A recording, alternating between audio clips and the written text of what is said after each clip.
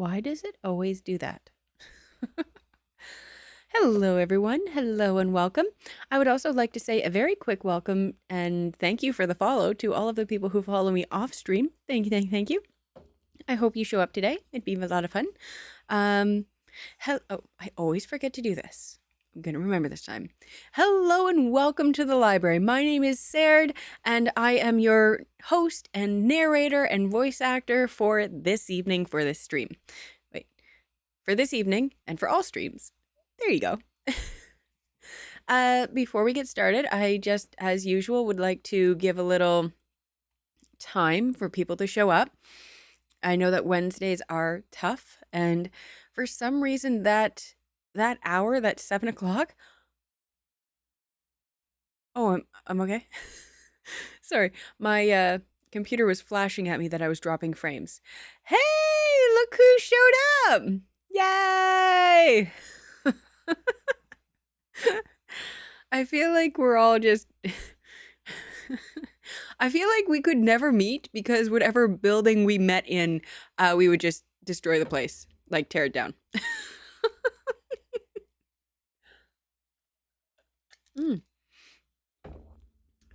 So how is yous doing tonight, Ghosty?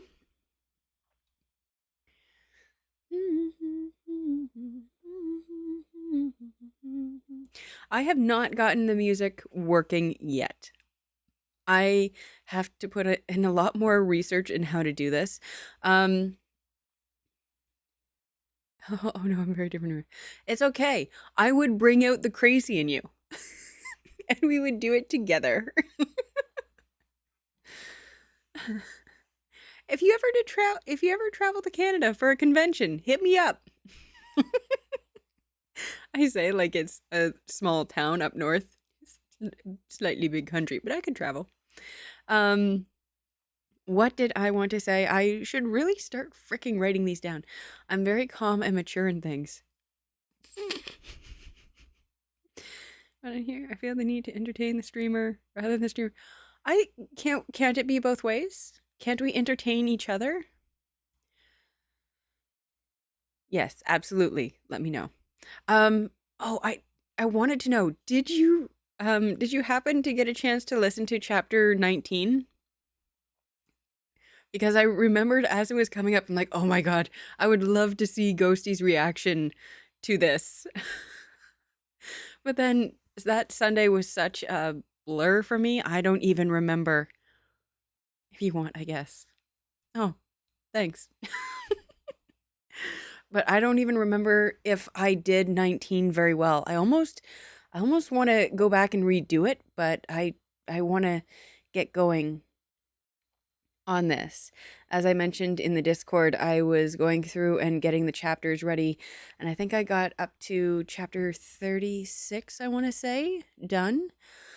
When I do that, I do my very best to not actually read it, so it's spoiler free for me. I just happen to know bits and pieces because I do have to at least look at the word and see the context that the word is in while I'm editing it so that it all doesn't sound like gibberish. And cut it out in the YouTube video. Actually, that's not a bad idea at all. That's a pretty good idea. I might do that. I just need to go back and actually listen to what it was. Excuse me. How are my volumes? My volume's okay? This is why we do just chatting at the beginning, to make sure I'm not fucking up too badly. Okay. I'm here. What else was I going to say? Oh, starting this coming Monday, we're going to try switching things up. Thank you. Okay, good. I'm glad that it sounds good. Okay, good. What was I gonna say? Oh, for this coming Sunday, it is a long weekend up here in Canada. It is our May 2-4 weekend. I don't actually know what the May 24 stands for. I think it's just the first long weekend of the summer. Like, we get so excited that we get to have a summer that we have to celebrate it. That's not actually it, but that's what I go with. Honest to goodness, though, when I was younger, and I say younger, and I mean I believed this up to about 2 years ago. Okay, I'll check on that in a minute. Up to 2 years ago, I believed that the May 24 weekend was called May 24 because a 2-4 of beer was cheaper.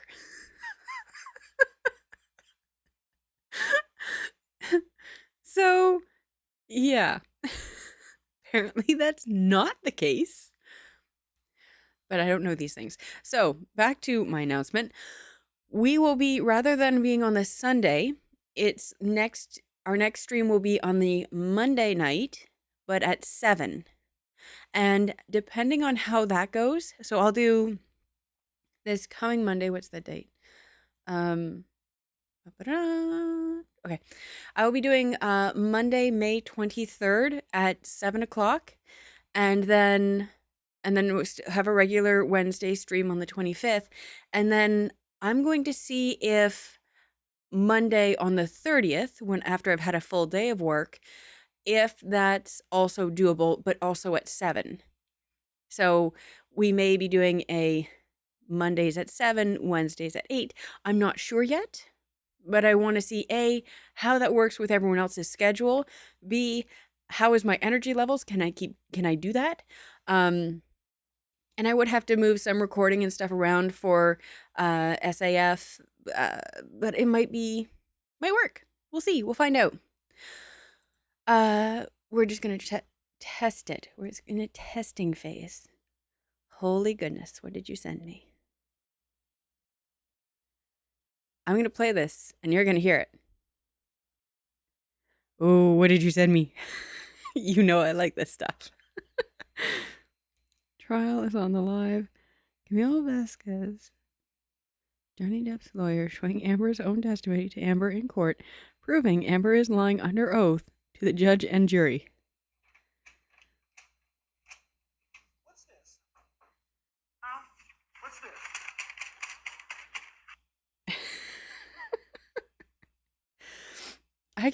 I still can't did you see Johnny's lawyer's face when Amber said straight up, no, I didn't say that, after listening to a recording of her saying exactly that? And he looks just gobsmacked, just and then he looks to the judge, and then he looks to the jury, and he looks back at her, and I'm like, what? He's like, what just happened?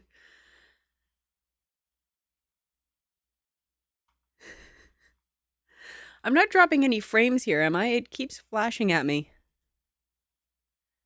What even is that? Let me just make sure my connection here is good. Yeah, no, that should be good. I don't know why it's flashing at me, but I'm slightly worried. Oh, was that the jury laughing? I saw from the one that I was just watching, because that's not why I was late, but because this hour sneaks up on me, but I was watching it. Oh, great, perfect. But I was watching it, and there's a guy in the audience, in the gallery, and he starts laughing.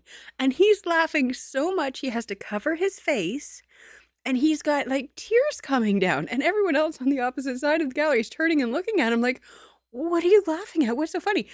It's so bad that it's to the point where he has to get up and walk out and leave the courtroom. And I'm going, I know we're all laughing like internally, but what is he wetting himself over? I want to know what more there was that was going on. But oh yeah, no, she is. Whoa, I have opinions, as you've seen on the Twitter. Let me see here. Is there anything else? I don't think so. I don't think there's anything else that I really had to go over. I do know tonight, because it's Wednesday and this is my later stream, that I want to get to at least chapter 23, if not chapter 24. I think chapter 20 is good, or size wise. Let me see. So I think it's a good, shorter length. Excuse me. Um, Speed run. Do. I feel like there was something else I wanted to say. Anyways, maybe I'll get into it later. Um, I don't think we're gonna wait for Sam because I think they had a something on. I'm just gonna jump into it. Is that okay? Like, are we okay to just get going? We've already been on for Jesus. How have we been on for 22 minutes already? Oh well, that includes the waiting time where I was frantically trying to remember to actually get the book out of the bag.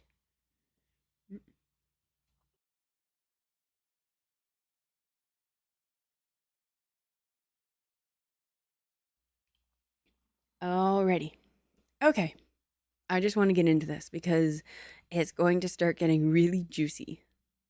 And then I get nervous because I'm like, I don't know what comes after this. Okay. And for anyone who comes in and is watching this or watches this later, I apologize for no music. I mean, I'm ready. Okay. I just feel like usually I take such a long time to get started that when I was like short like this, I'm going, what am I forgetting? But no, we're okay. Okay. Oh, by the way, Yui is not in the room. He is downstairs, still running around. So I will have to pause this at one point to get him to come to bed. But that won't be in a bit yet. Okay, okay. Chapter 20. It was Lu Wancheng who made him like this.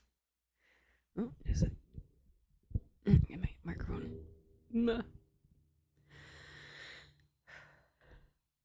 Lin Qingyu went directly back to the Blue Inn Pavilion after parting ways with Chang Yang. He had to depend on Hua Lu to tell him what had happened in the back garden.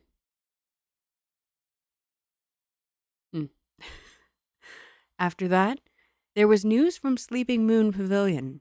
Nan'an Hou had spent the night interrogating Liu Chao Song. I always trip over that one. At first, Liu Chao Song adamantly denied the accusations. Later, Nan'an Hou called over the young page who followed Liu Chao Song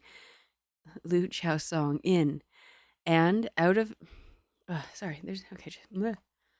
Later, Nan'an Hou called over the young page who followed Liu Chao Song in, and out of the mansion for questioning.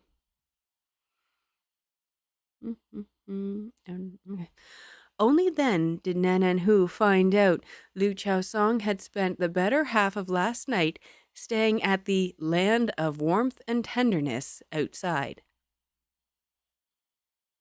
That's a brothel for show. Land of Warmth and Tenderness. Ugh.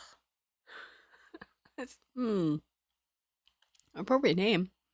That probably sounds incredibly poetic in Chinese. Seeing that matters had been exposed, Liu Chao Song then said that he had only sought out Qingguan players. Had only sought out Qingguans, who made their livings as performers but didn't sell their bodies. He claimed that he merely held poetry contests with them, had wine tastings, and enjoyed musical performances. He never overstepped the rules. When Nan'an Hou heard the word them, he became even more furious. He instantly gave Liu Chao Song a slap to the face and I feel like this his little heart close to home right now. And punished him with self-reflection in the ancestral hall for an entire day and confinement for a month. Nan'an Hou also transferred his anger with Liu Chao Song onto Liang Shi, reprimanding her for not properly raising her son. If she could not manage her own son, how could she hope to properly manage such a huge Hu mansion? Lin Qingyu heard this and asked, "That's it? Was there anything else?" Hua Tong shook his head. "Nothing." Lin Qingyu sneered coldly. "Except for self-reflection, it's confinement. How boring." "Xiaojun! Xiaojun!" Hua Lu hurriedly ran out of the bedroom. "Young master seems to be sick again." It was midsummer, and Lu Wancheng had been craving something cold yesterday. He ate 2 mouthfuls of red grapes soaked cold in the well water. Half a day later, he developed a fever. Fortunately, it was only a low fever. Lu Wancheng was still clear-headed, but his face looked alarmingly unwell. Lin Qingyu checked his pulse and asked, "Were the red grapes delicious?" Lu Wancheng nestled in his quilt, his eyes filled with bitterness. "It was delicious. It was delicious. I couldn't hold back." Lin Qingyu narrowed his eyes at him.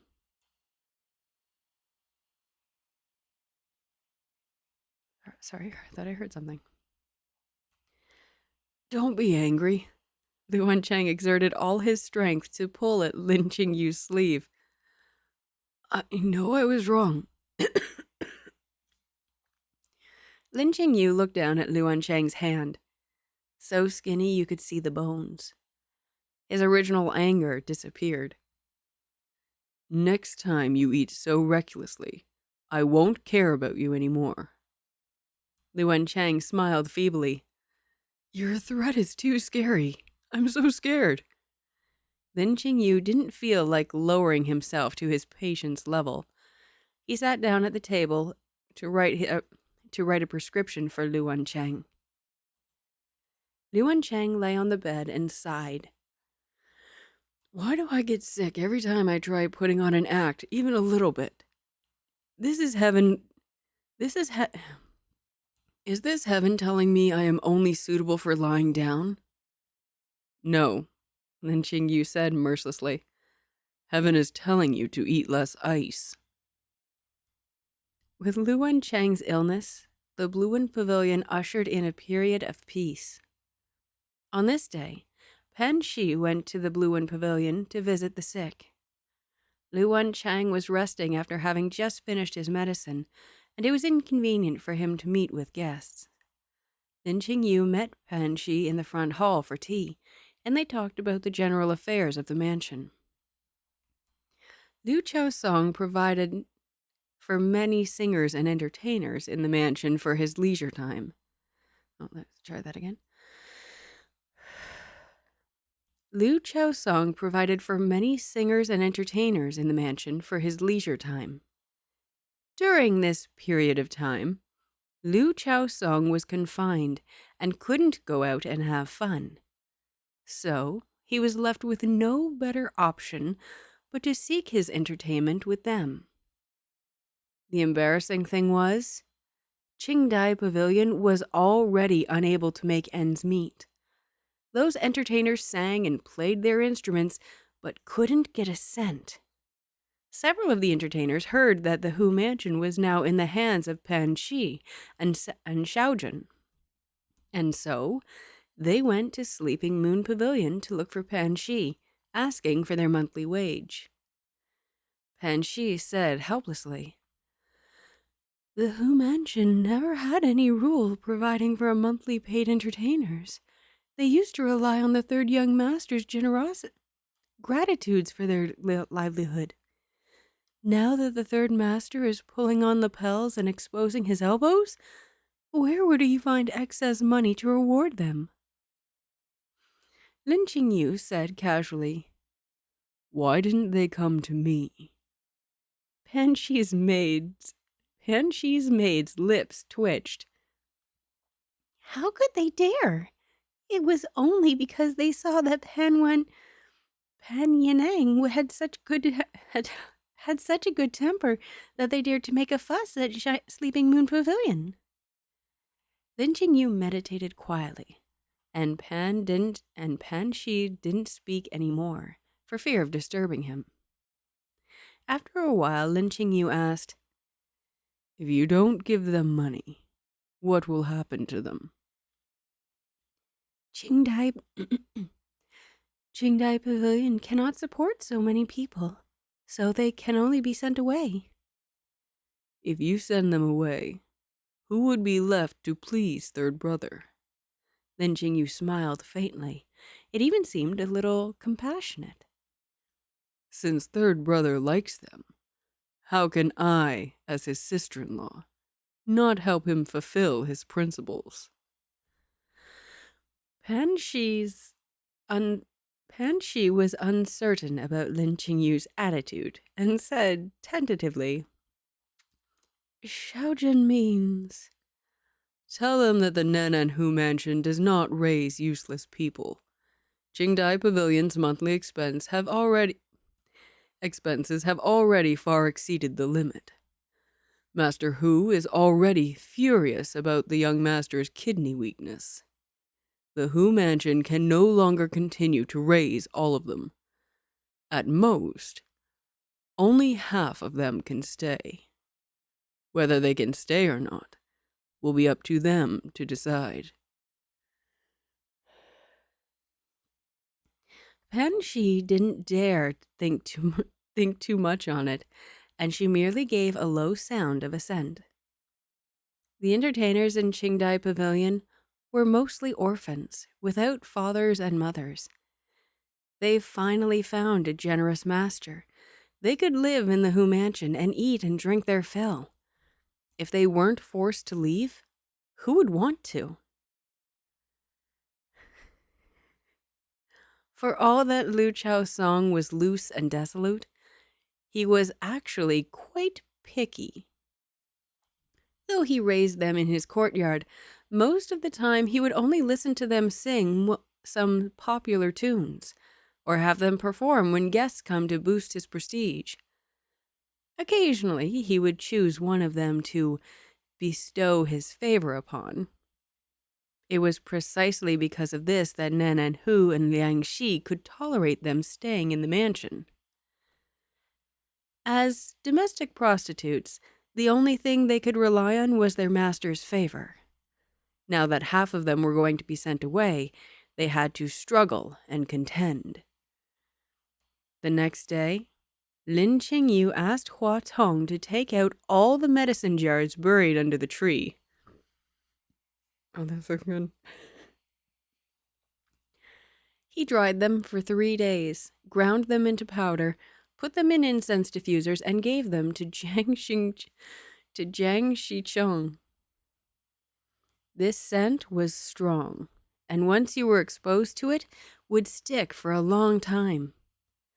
Lin Qingyu finished preparing the medicine and went to bathe and change clothes before returning to the room. Lu Wancheng was lying in bed, reading a book. His illness this time wasn't serious. It was just bothersome. His condition showed no improvement nor any deterioration. These short few days, all his body's stores of health, cultivated over the past months, were mostly consumed. His complexion and lips grew pale and strained. Only his pair of smiling eyes remained unaffected.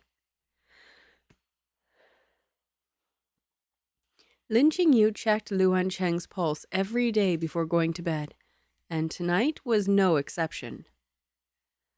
Lu Wancheng stuffed the barely there scent on him. Lu Wancheng sniffed the barely there scent on him and asked, "Did you use perfume?" Lin Qingyu retracted his hand. "No." "You obviously have." Lu Wancheng approached Lin Qingyu. His nose moved slightly. "What kind of perfume is it? It smells so good." Lin Qingyu frowned and pushed him away.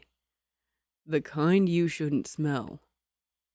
Lu Wancheng understood and said with a smile, "I see.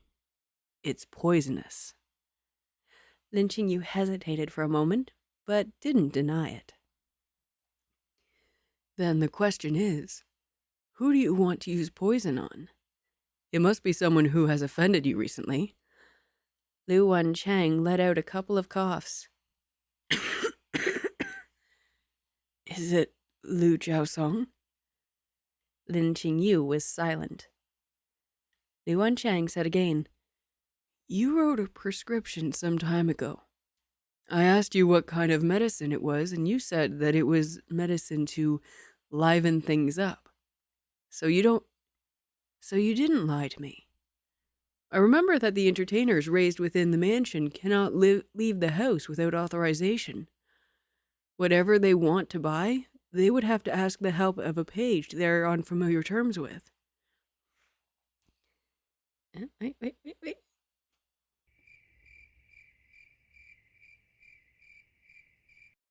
That's right, I got my crickets back. You did hear that, right? Someone replied that they heard the damn crickets. If not, crickets. To sum it up, you want Lu Chaosong to die in the most unseemly way, during sex, just because he has humiliated you. Lin Qingyu's Adam's apple bobbed. Staring straight ahead, he said calmly, Yes. Why? You don't think he deserves to die? You think my methods are too cruel? Lu Wancheng smiled. He said, deliberately riling him up, It seems a little bit? Oh, think whatever you want. Then Qingyu looked perfectly calm and collected. Lu Chaosong used sexual matters to insult me. He also insulted you. He even wanted to use Chang Yang to destroy my reputation. Even if his crimes don't deserve death. But his death will make me happy, so I'm going to do it. I want to make myself happy. It's that simple. I love him. In front of others, he has never shown himself to be different from his appearance. His parents had good temperaments, and they have never done anything to harm others and benefit themselves. Uses what kind of manners? I don't know what you mean.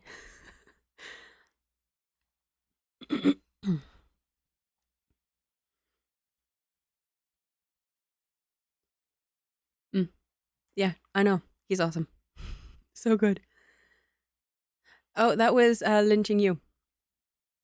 Yeah, Lin Qingyu said that.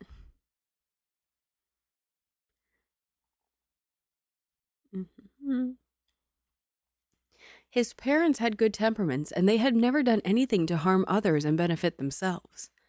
Before marrying into the Hou mansion, he was either with his parents or with his teacher and his fellow disciples, reading books by virtuous men. It made it easy to suppress his dark side. But as soon as he entered the Hou mansion, the malice he could not act upon because of others surged up like a broken well. Fortunately, he was sane and rational. He knew that he was in a situation where he would only bring destruction upon himself if he were to act rashly. Until Lu Wancheng said that he liked him doing bad things and even encouraged and helped him to do bad things. It was Lu Wancheng who made him like this. What qualifications did Lu Wancheng have to accuse him of being too cruel? Lu Wancheng didn't say anything, just stared at him quietly. Lin Qingyu felt agitated. He closed his eyes and said, What's more, so long as he follows the doctor's orders and doesn't lay his hands on those entertainers, he may not die. He may not die.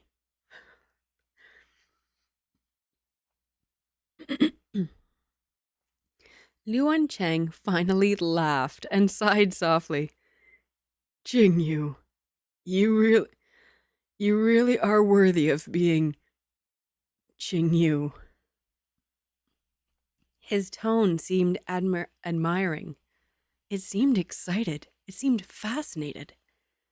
That slightly low voice made Lin Qingyu's chest subconsciously loosen. Lu Wancheng added, "But..." Lin Qingyu's face slowly sank once again. Lu Wancheng still dares to add a "but."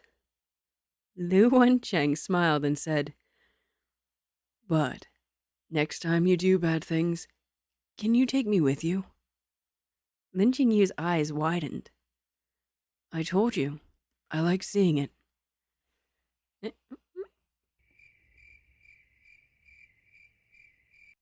Crickets. Lin Qingyu lowered his eyes. His long, trembling eyelashes seemed to betray their master's thoughts. "Okay, Qingyu." Then Qingyu slowly raised his head, looked unwavering at Lu Wancheng, and said softly, "Okay." Oh, they're husbands. They loves. I love it. I love that they love it.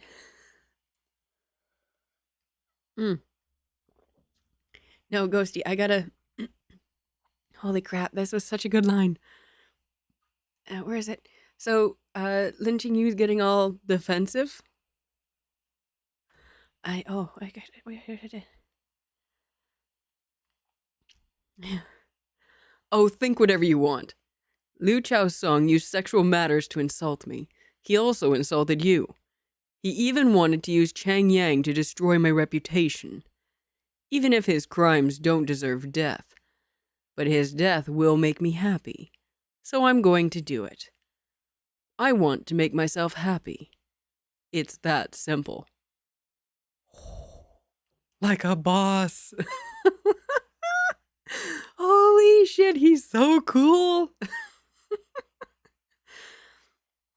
And let me tell you, as someone who has like asshole in-laws, fuck yes. Yes. Oh, Lin Qingyu, let me live vicariously through you.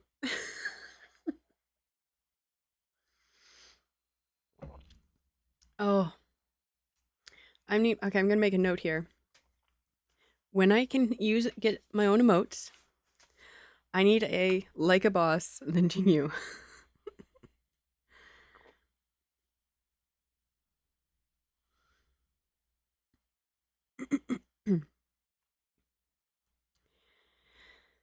Okay, let me try to remember how to use a Q.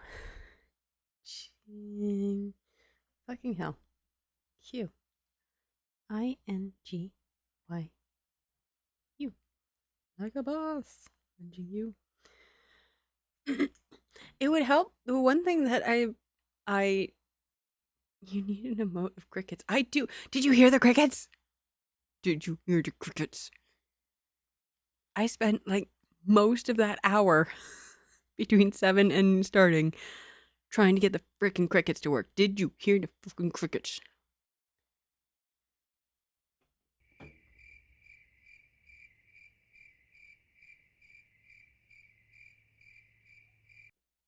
Yes or no?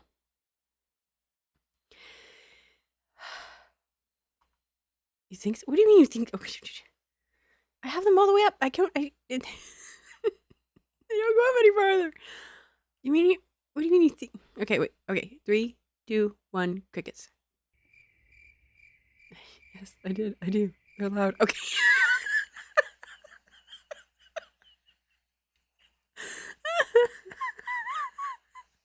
I would just give me like a minute.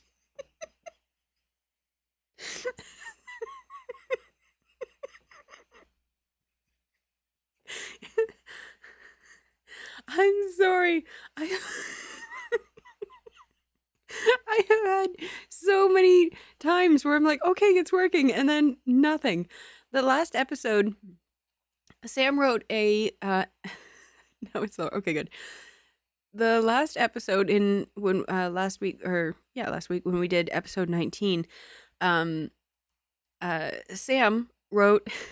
Sorry, Sam wrote a fanfic, And so I read it for her on here, like, and I did it as though it was one of my podcast episodes. And I'm like, okay, yeah, let me get the music out, and here goes the music, and cue, and then go, and it turned out perfectly. I'm like, yes, that worked really well. Only to go back and be editing or not editing, but watching it, only to find out, no, the music that I'm going on about, oh, that sounds so good, or oh, that turned out well, it didn't work. So yes, so I did a little bit of a favor. Yeah, it's a Samfic. It's My Hero Academia, Bakugo and Jiro friendship fic. It's a very short little one shot. So even as stuttering as I was, I didn't worry about doing it. So it was just as a favor for Sam, and I put it on there. I don't want to make this a thing because I'm usually, excuse me, very particular about my ships. But it was for them, so. Because I'm so worried about someone popping on, like, that's not even a follower or subscriber or whatever. And, can you read my fic now? Who are you? How do you feel about? I am very, very, very strongly against it. I'm sorry. I know that's not the popular. It's not popular to be against it. I have very strong feelings because Bakugo and Deku as a ship, to me, are the same as Ron and Hermione from Harry Potter as a ship. And holy fuck, do I have opinions. Yo, we do. Oh, yay! Oh, good. I'm so glad. I was worried because a lot of people, they're like, you never want to insult someone else's ship. And I get that. But I have very strong feelings about some of these ships, especially ones where it would be in an abusive relationship. I don't care how you look at it. I have opinions. I could make a whole list on ships that I don't agree with. But yeah, Bakugo Deku, definitely one of the top 3 ships that I'm not a fan of. Yeah. I'm safe. Yeah. We only support healthy relationships in this bitch. Only healthy relationships.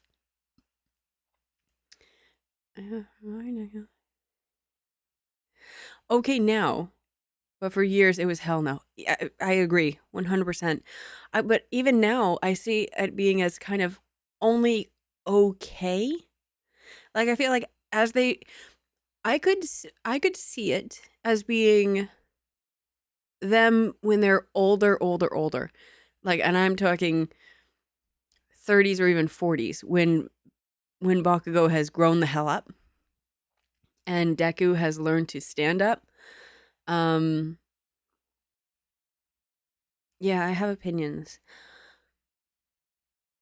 But I love the Todo Deku ship. I loves it. Again, we only support healthy relationships up in this one. So now I say that, and now that I'm thinking about 2 of my first fan ships, 2 of my first fan ships were perhaps not the most. If you liked Demon Slayer, I'm sure we would have liked the same ships too, yet alas. And then just the slow, sad face that sinks into the ether. But yeah, I think 2 of my first ships weren't probably the healthiest. Well, if you follow canon, they weren't healthy.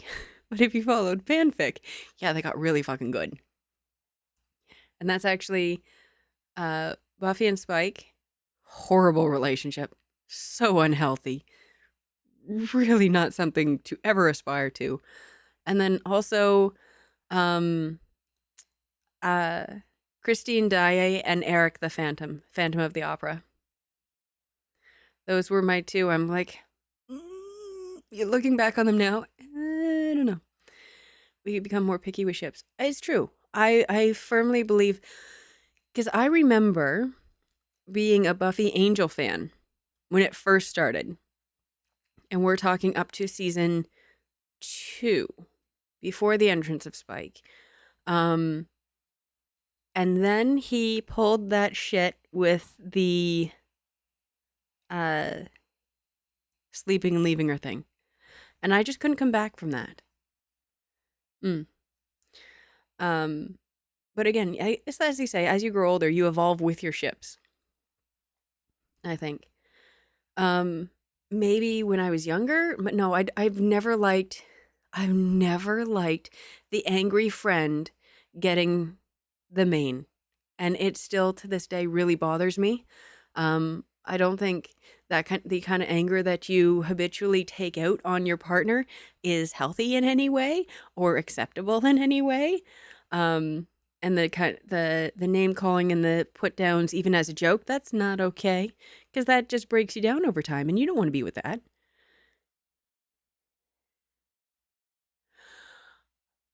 How did you know? I really don't think you're into but I have to ask if you ever were. How did you know? I tried. I tried so hard to like that one. And I honest to goodness, everyone said, "Oh yeah, it's a staple, it's a romantic one, it's a staple romantic anime. You should everyone has to watch it." And I honest to goodness, I don't think I could get through the first 3 episodes. That's amazing. I didn't know I don't know how you picked up on that. Speaking of, now that you've got me thinking about it, I do have a manga that I want to recommend. It's not BL, but it is one that I kind of found around the same time that I was waiting for when I first got into Skip Beat and was waiting for Skip Beat to update. And I found this one, and it is in publication, so you can probably find it. Thinking different animes. Okay, okay, okay, okay. I'll look at the one that you're, and I'll show you the one that I was thinking of, because I think you might be right. Now that I'm, let me see here. Oh, that one. No, no, no. I haven't watched that. I have not given that one a chance. I should though. It's one that I've seen around a lot. Hmm. Okay. Now let me show you what my stupid ass was thinking you were talking about.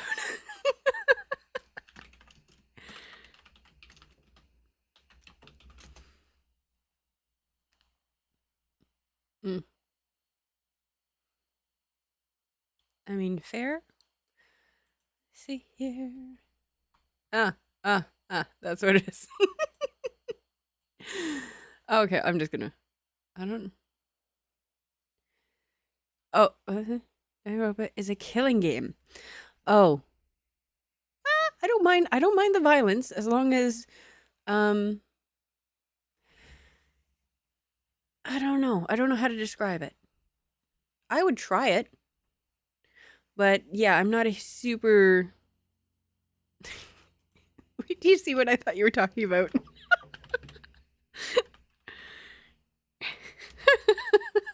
So dumb. That's what I thought you were talking about. That's the one I can't get through the first few episodes. Um, I knew that's what you.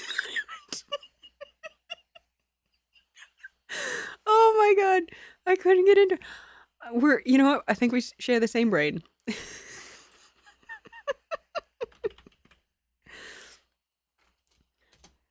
Dude, it was just boring. The main characters are cute, sure, but I know. I'm gonna recommend this manga, and I would not at all be surprised if you had already read it or are reading it. Um, because it's so good. It's another romance one. Uh, do. Actually, it'd be better to look at it. Yeah, I'm the same. I couldn't, and that's at all the conventions. They're all going, "Oh yeah, you had to watch this one. This was a staple." And everyone, I'm going, "No, I couldn't do it. Let me just check something real here. Oops, oops, oops. One.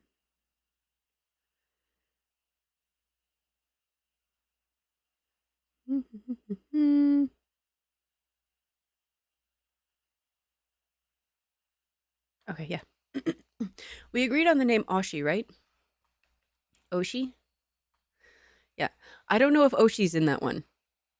I haven't read Soju in ages, to be honest. In general, in ages. That's fair. I go through absolute hills and valleys of it. Am I spelling this wrong? I don't know if it's two N's or what. Yeah, so I go in, I'm like, just really into it for a while. Like, this is all I'm reading. And then just, but I think that it's also part of, there it is. I knew that's what it was called. Do yourself a favor. This manga, unlike any other manga I have ever read, every single book, every single volume of it had me like in tears laughing. You're welcome. But yeah, in tears. So friggin' funny. So good. So cute. Are you a fan? Misty! I absolutely love that one. When I saw it on the bookshelves, I'm like, oh my god! I need to buy this and support it. That manga had mixed feelings. Oh, who knows? Because it's so funny and cute. Okay. But bestie. Uh-huh.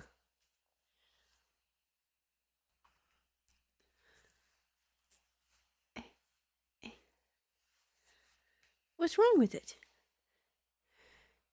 One more time. Mm-hmm. Yes. Yes. I 100. Yes. Okay. Yes. I do agree.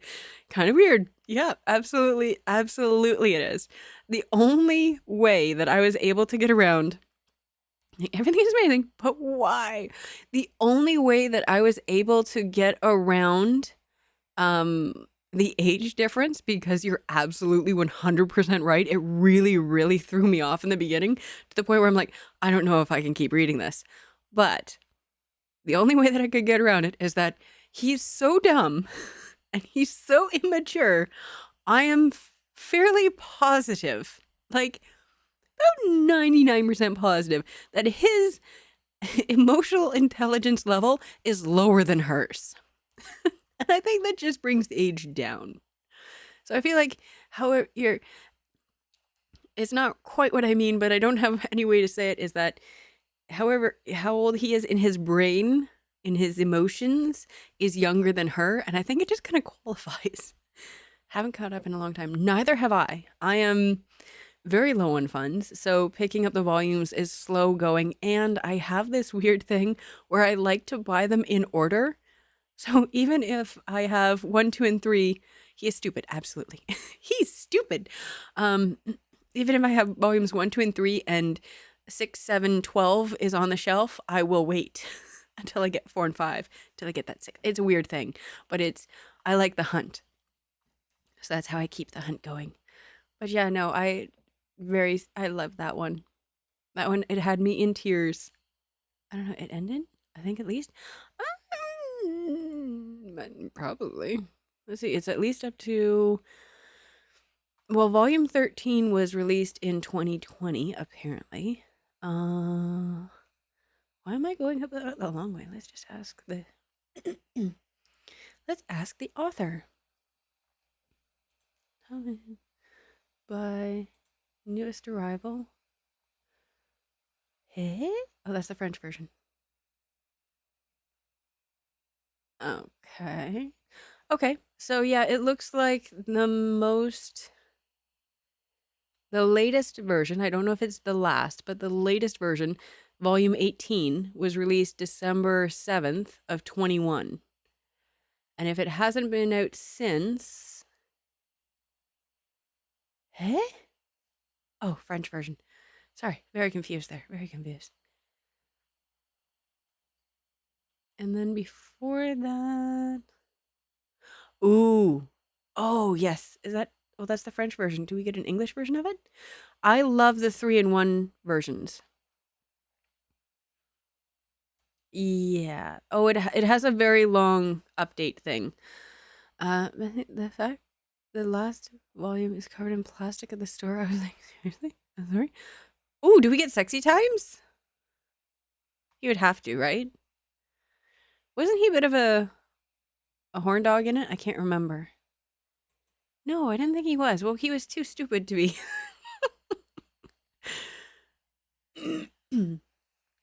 I'm sorry. No, the embarrassing part is when you go to pick up the BL at the store and it has a plastic cover on. You're like, I'm just gonna put this in the back of the pile and just do my very best to hold it close to me so that no one sees me as I'm walking up to the register.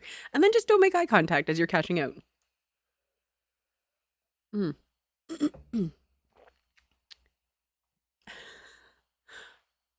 It's not that bad. I'll show you the ones. Let me, okay, because I can never.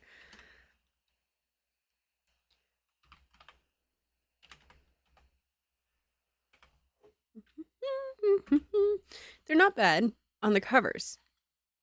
As long as they're not bad on the covers. So there's this one. And there's Sweet Days and Bittersweet Days. Bittersweet Days is the most recent. And this one, the title was worse than the actual book, and I felt like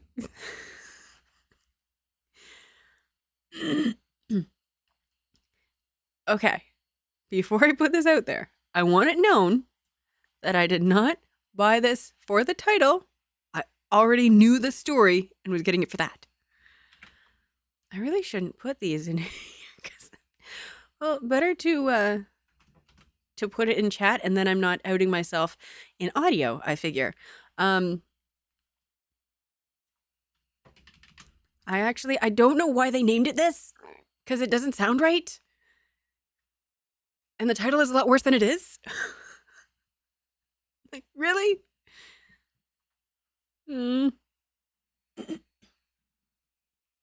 What's another one? Another one I have on here. Oh, I didn't even know I had that. I'm going to put that in my reading. And yes, I did just say, oh, I didn't even know I had that book. Let me. It's one that I keep passing, and I'm like, oh, I want to read that. And apparently I bought it. Fuck. Why I have no funds? That's why I have no funds. So, are we ready to continue on to chapter 21? I knew 20 was short. I think 21 is short too.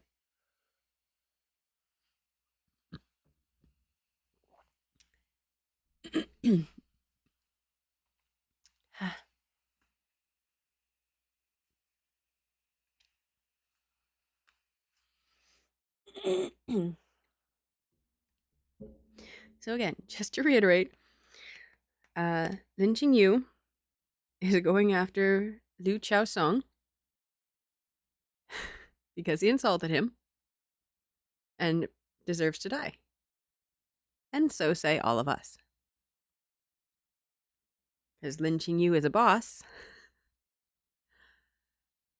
And whatever he thinks is necessary, we're going to go with it. No, we're not ready.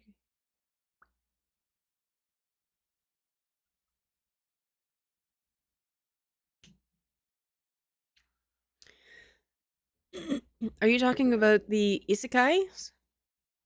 That, hitting myself with it? What did you do to deserve hammers? Teleporting into another world. Yeah. Isekai is, I think, the term that they used. It did take over. Absolutely. I think it took over more in the anime world so much as the manga, and I think just more isekais were from manga were getting made then. Yeah, the isekai ones. Then the shoujos, because yeah, there's actually a Danmei that's like that. Oh, actually, I died and came back as the daughter of the villain. I came back as what is it? There was one Danmei. It's called "I Came Back as Cannon Fodder," and now I'm married to the villain. What? Your title is the summary. Um, but I do enjoy a good isekai. The other story that I wanted to read on here, but I went with this one instead, is an isekai, but it's another salted fish isekai, which is how I found this one originally. Um, they just I don't know, they annoy me. Fair, absolutely fair. Um, I'm gonna add a Danmei into the Discord, but I'm gonna pull it up now so that I remember to add it. Um, excuse me. They're good ones though. Absolutely, they can get frigging annoying because there are a lot of them. Like it's just inundated. Uh, salted fish. I think it's the Tao of the salted fish. That sounds right. Where is it? Yeah, this looks right. Let me. Yeah, I 100% agree with you on that. Some of the older stuff was really friggin' good. Here's one of the summary from the one that I was thinking of. The Tao of the salted fish. Uh, when Jihao is tired of life, when he dies, meh, that's life. But when he gets transmigrated into the body of a young cultivator of the prestigious Golden Sun sect, full of possibilities, no thanks. He has no energy or effort to work hard on cultivation. He just wants to be a salted fish. It turns out sleeping equals meditation, and absently watching beautiful scenery equals meditation, and meditation equals cultivation. This is not the Tao of indifference. This is the Tao of the salted fish, with calm emotions when Jihao accidentally cultivates strongly. But he's still a salted fish. Don't make him fight. Yeah, it's super freaking cute. Although I didn't like the romantic pairing in that as much. It was like secret. Yeah, I know. So, like majority at the beginning of the fic, he's like, or the story, he's just like laying on the side of a field, going, "This is beautiful." Everywhere where I come from, it's all just metal and concrete and tall buildings. You can hardly see the sky. This is lovely. And then like magical creatures start coming towards him. He tames like savage beasts just by being in their presence, and everyone just is calm and falls asleep next to him. Going, what? And his aura just radiates a gentle calm and it puts everyone else to sleep. And I'm going, that's awesome. Like, what a cool superpower. He just diffuses, like, there's a point where it comes to a war, and he just walks out into the middle of it and says, I'm done. And everyone's just, blah, yes, sir, go to sleep. Everyone just passes out. It's awesome. Like, what a stupid superpower, but yeah, that would work. Right?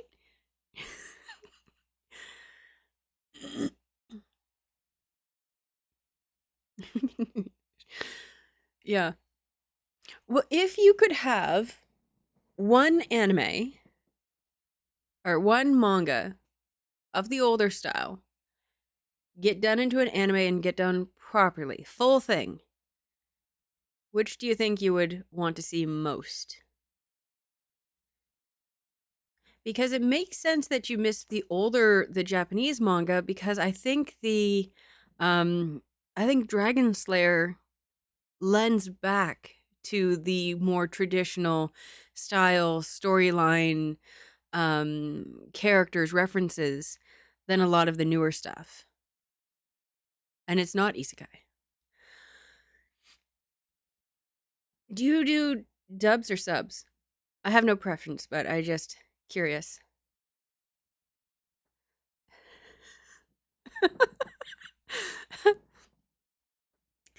uh, if you could have, if you could have any manga done up into anime properly, The full thing, no losing seasons, no redos, no rewrites. Full thing into an anime, which would it be?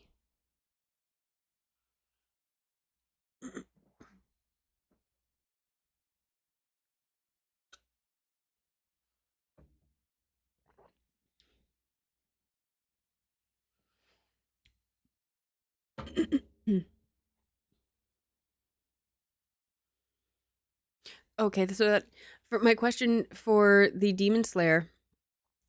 In Demon Slayer, do they call them demons or do they call them oni or yokai? I'm always curious.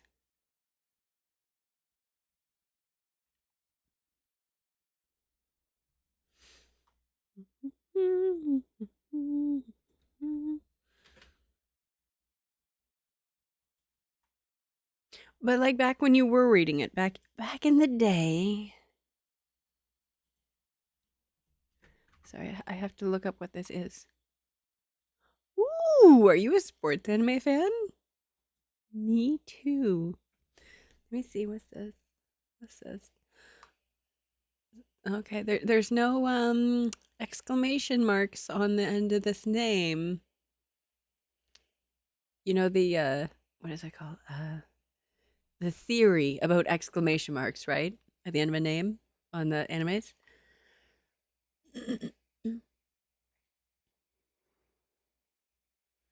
I'd watch the shit out of that for show. I love a good sports anime. Loves me. Even in the subs. Oh, really? There are some good ones. There are some good ones out there. I really liked what was the rugby one that just came out, or not just came. Well, it may have just come out. Um. Ooh, really? It's that good? Okay.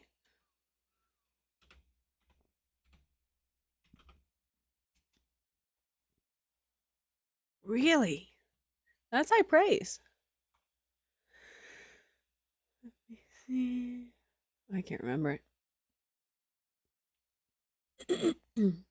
Yeah, the rugby one that came out, or at least got published more recently, um, it was really good. I was very surprised at how good it was. The storyline of it was the characters in it, I should say. All Out. That's the one. All Out. No, no, no, no. That's not the one I'm thinking of. No, no, no, not that one. That's an older one. Although All Out was cute, but no, it's not the one I mean. Um, where's the one that's more recent?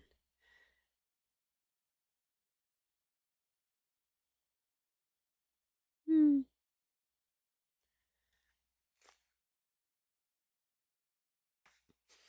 All right, these ones are just turning into straight up. Not what I'm looking for.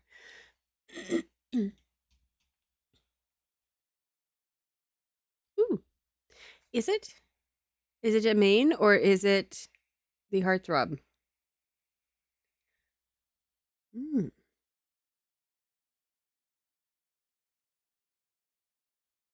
Mm. Okay, I will absolutely freaking look into that. I'm always looking for a good one. Okay, I can't find it. I can't find it. Someone's gonna be watching this and go, "This is the one you're trying to remember," and I'm going, "I'm sorry."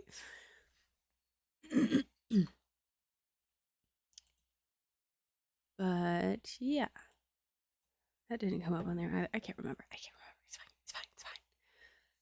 Fuck off. I say to myself, "Get out of here." Mm. So you mean he's part of the ensemble?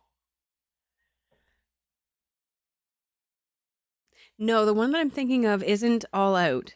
Um, this is gonna drive me absolutely fucking nuts. Just give me a second here.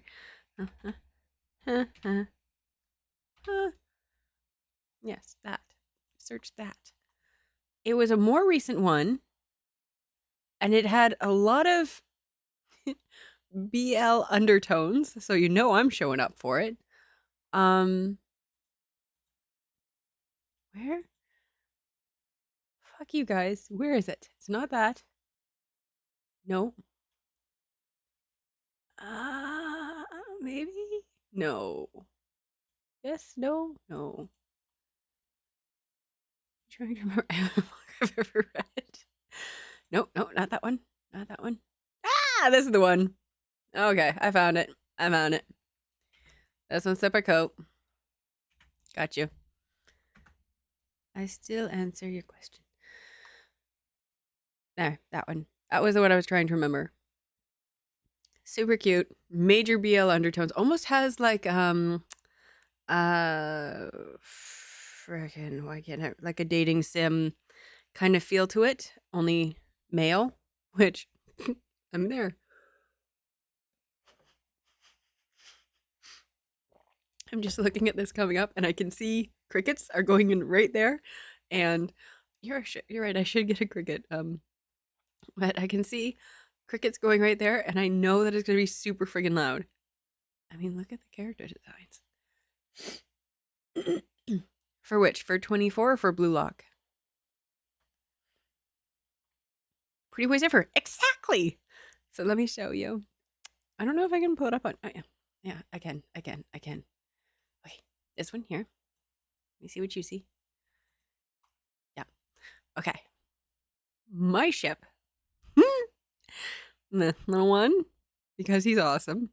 And this one back here. I'm pretty sure that's him. Yeah. Number 24. And him. There's two 24s, but this is the main character here. And this one back here is his best friend from like of all time. But their relationship is so fucking cute. It's so good. And he's very much, who would he remind? He would remind you of Lan Zhen. Fucking A. That's why I love them so much. Lan Zhen, Wei Ying. Yes. Like, yes. Once you watch it, fucking everything about him. Everything about him is Wei Ying. And yeah, him and yeah. Ooh. Yes. You're welcome. Oh my, I have to itch. We went to the cottage. I got attacked by mosquitoes. Fucking. Oh. My feet are covered in mosquito bites. Just because you needed to know that.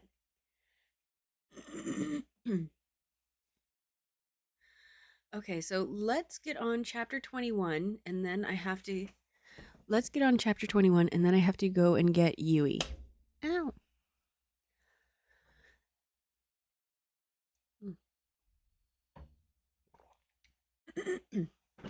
He may come up sooner, but I actually have to go and bring him upstairs. Why does my head keep glitching like that? Looks like some exorcist shit. Let's read one more chapter. Okay. Yeah, take your time. And even if you don't think of it, like, don't rush yourself. You can always just put it in Discord, and we can talk about it on Monday. I kind of wish that I could do it in the wintertime. I can do more than just Wednesday and Monday or Wednesday and Sunday. But because we're at the flipping cottage all the damn time, but you have to. Because if you don't, then suddenly it's winter and you're going stir crazy. Okay. This is gonna be good. Oh, trust me, I'm reading it. In fear you won't like it. No. I'll read it. I saw it. It's Pretty Boys. And I have okay, let me I have a type. I have a very distinct type. And your Blue Lock seems to have a few of them.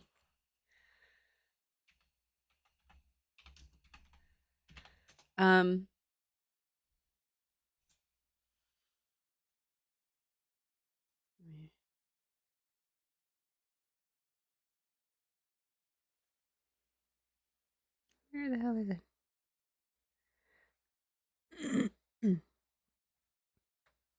Now, Oshi does not factor into that type. Just so you know. Book is good to go into blind, because that's what I did.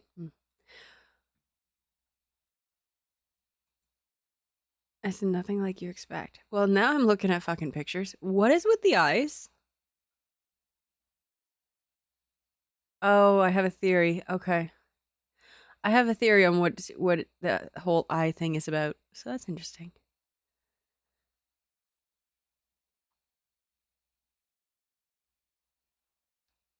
Mm. I want to ask this question, but at the same time, it sounds really vapid. But okay,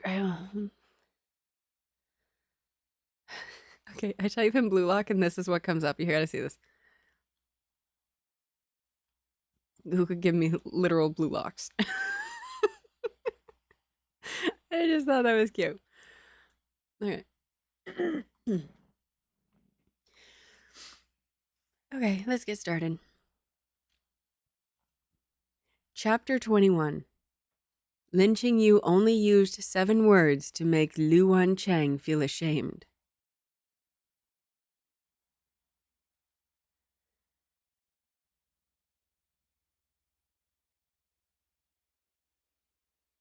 Okay, I see that. People watching that must have thought that I just froze.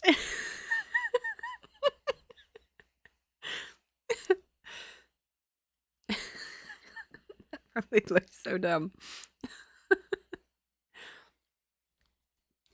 From then on, Lu Wancheng paid a lot of attention to the developments in the Qingdai Pavilion and asked after Qingdai Pavilion every day.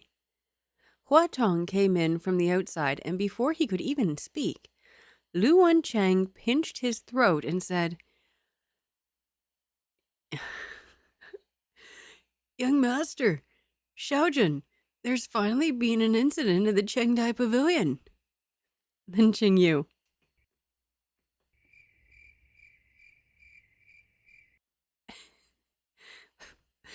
Them bitches are gonna be loud, I know.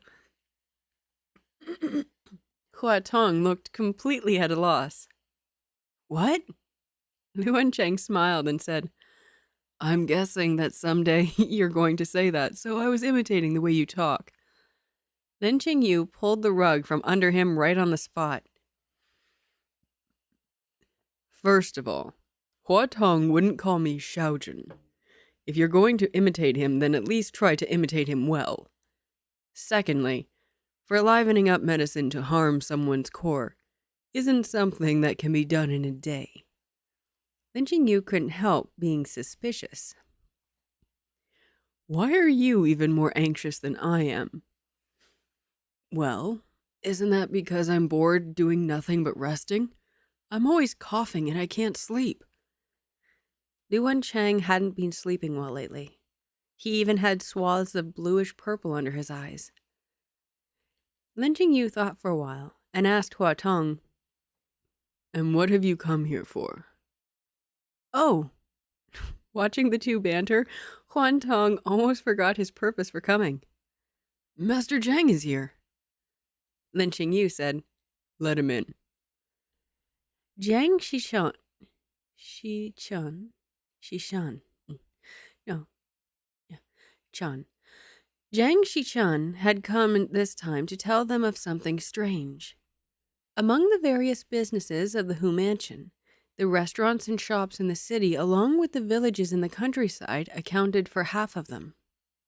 The villages in the countryside depended on the weather for their crops. A drought could spell total crop failure for more than half of the year. At the beginning of this year, Xuzhou had been suffering from a drought. Strangely, the income of several villages in Xuzhou did not decrease, but increased instead. No problem could be seen on the books, and the grain has indeed been sent to the Hou Mansion's warehouse. It really was quite puzzling. He totally ships them.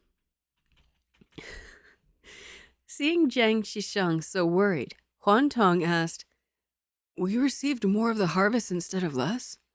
Isn't this a fortunate event?" Jiang Shishan said, "Seeing as we do not know where this wealth has come from, if it turns out to be ill-gotten, the entire Hou Mansion may be implicated." Lin Qingyu cast a sidelong glance at Lu Wancheng, who was lying atop the Luhan. The noble son who was resting on the couch was still ever as relaxed and content despite his illness. Eyes half-lidded, he remained aloof to matters that didn't personally affect him. Zhang Xishang asked, "Xiaojun, may I send someone to investigate this matter?" Lin Qingyu's heart was moved, but when his thoughts reached his lips, he changed his words. "No need. In any case, this isn't a deficit in income. I simply don't feel like bothering about it." Lu Wancheng's eyes opened wide, and Lin Qingyu fancied he could even see his ears perk up. He couldn't help finding it all amusing. Zhang Xisheng said hesitantly, "Xiaojun, I think it won't do to handle this matter carelessly. It would be better to investigate it." "We'll talk about it some other time." Lin Qingyu stood up and said, "I'm a little tired. I'm going back to the room to rest. Do as you please." As soon as Lin Qingyu left, a worrywart steward and a salted fish looked at each other.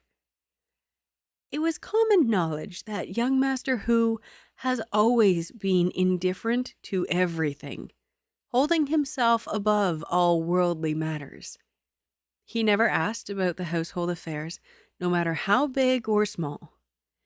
They needed only to listen to the Xiaojun's orders. Now that Xiaojun did not investigate, although he did not approve of such practices, he could only follow orders. Zhang Xishang sighed. "Young Master Hou, I will withdraw first." "Wait," Lu Wancheng said solemnly. "Xuzhou needs to be investigated, and you must do it yourself. I suspect," Lu Wancheng paused, "it's not too late yet. You must leave as soon as possible." Ever since Zhang Xishang entered the Hu mansion, young Master Hu has only given him one order: to share the Xiaojun's worries for him. Nothing else. Young Master Hu suddenly taking an interest in this matter, he blurted out in surprise, "But Xiaojun said..." "Xiaojun is tired, and mistakes in judgment are inevitable," Lu Wancheng said, sounding quite unwilling. I will reluctantly have to be the one to worry about his inheritance for him." Zhang Xishang didn't dare delay and set off for Xuzhou the very next day. After Lin Qingyu learned about it, he observed Lu Wancheng even more carefully. What should be done? What shouldn't be done? What can be done? And what cannot be done? Lu Wancheng could tell more clearly than anyone else. But he just didn't bother to move. He just wanted to lie flat. It wasn't until no one would help him do it that he forces himself to do it.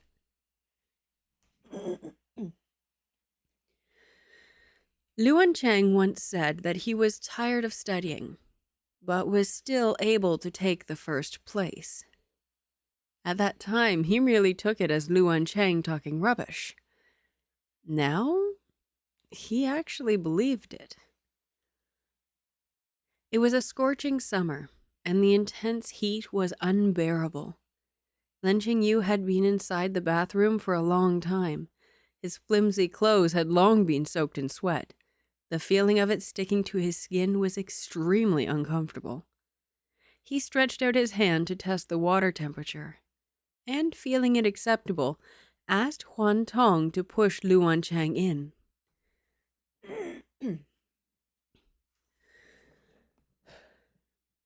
For all Lu Wancheng's laziness, he paid great attention to personal cleanliness. When he was in good health, he would take a bath every day in summer. Lin Qingyu was worried he would catch a cold, so he asked him to wash only every other day. Lu Wancheng was still quite unwilling and wanted to kick up a fuss. Fortunately, the Hu mansion was a rich household and the servants were very attentive. When Lin Qingyu got tired of the fussing, he simply left it to the servants. Lin Qingyu sprinkled medicinal powder into the bathtub. Hearing movement from the direction of the doorway, without turning his head to look back, he said, "It's ready." Lu Wancheng was a little surprised. "Why are you—" "It's been a long time, but your cough shows no sign of improving. It's getting in the way of people's sleep. A medicated bath before going to bed may help you get better." Lin Qingyu turned around. He tucked the hair sticking to his cheeks from sweat behind his ears. God, I wish I had romantic music for this. God damn. The candles were lit in the bathroom. The mist suffused the air.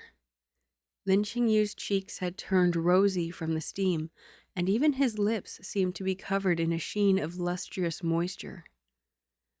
Lu Wancheng let out an "Oh," and silently looked away. Lin Qingyu said, "Huan Tong, help young Master Hou undress." Huan Tong said, full of vigor, "Yes, young master." Lu Wancheng allowed Hua Tong to strip him of his clothes. He asked, "Qingyu, are you going to stay and watch me take a bath?" "No.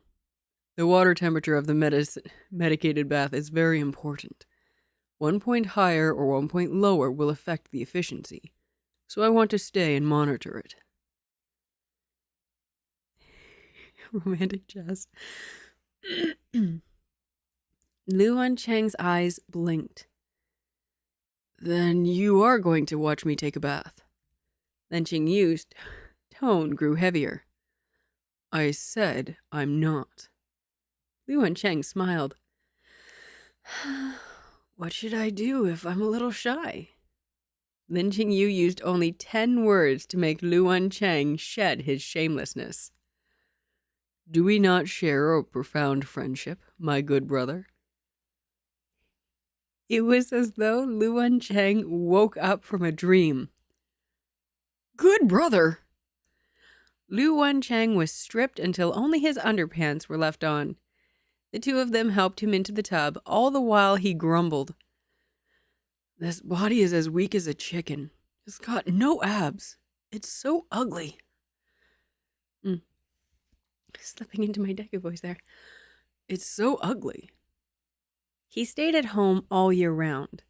Lu Wancheng's complexion was fairer than some women, and his limbs were slender. It was completely far from being ugly. Lu Wancheng shunned it as ugly probably because he preferred a strong and sturdy body. The bath wasn't very big, and Lu Wancheng only submerged the lower half of his chest into the medicated bath. Lin Qingyu and Huan Tong scooped the water onto his shoulders so that the decoction would fully soak his whole body. The bathroom was filled with medicinal fragrance. Mixed with hot water vapor, it made one's breathing run a little bit faster.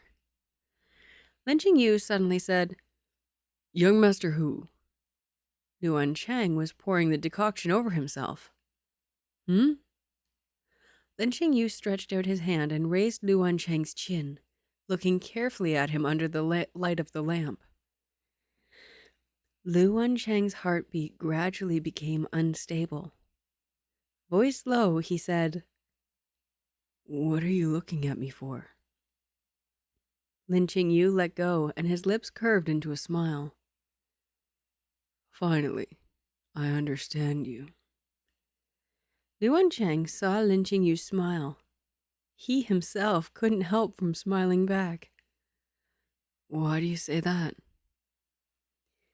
You appear tired and lazy on the surface, but underneath, you're actually eager to be best in everything. Like me, you don't like the feeling of being subjugated. So even if you hate studying, in order to get first place, you still force yourself to work hard. Even if your mama hands over heavy responsibilities upon you, to the point that you can't even get your fill of sleep, you still learn everything well. Even if I don't want to wade through the muddy waters of the Nan'an mansion, in the end, you still take action. He was lazy and didn't like losing. He willfully drifts along but could still win in spite of that. Lu Wancheng was really a strange person. The smile in Lu Wancheng's eyes deepened. You're right, but also not quite. In the end, when I was studying, some people competed with me. If I didn't wish to lose, I could only study. But now in the Nan'an mansion, I am someone who's about to die. What is there for me to strive for? After that, Lu Wancheng himself seemed dazed. That's right.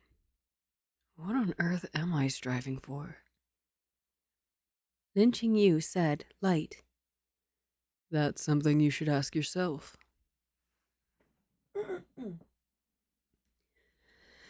Lu Wancheng thought for a while. He raised his eyes to look at Lin Qingyu. Lin Qingyu's brows were enveloped in mist. They looked as though they were tinged with affectionate warmth. Of course it's because young Master Hou.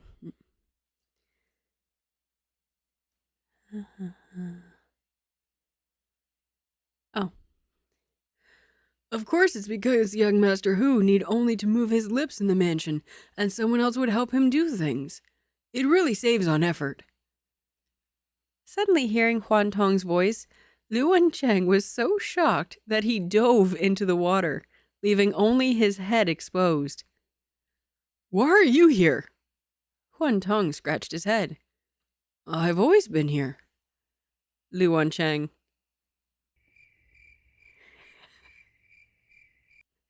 They're so fucking cute. I can't even.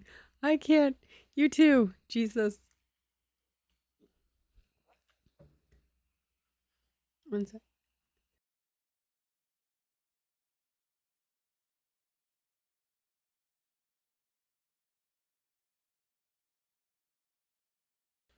Okay, give me 1 sec. I gotta go get Yui. I'm gonna put this on the Be Right Back page, but just 1 sec.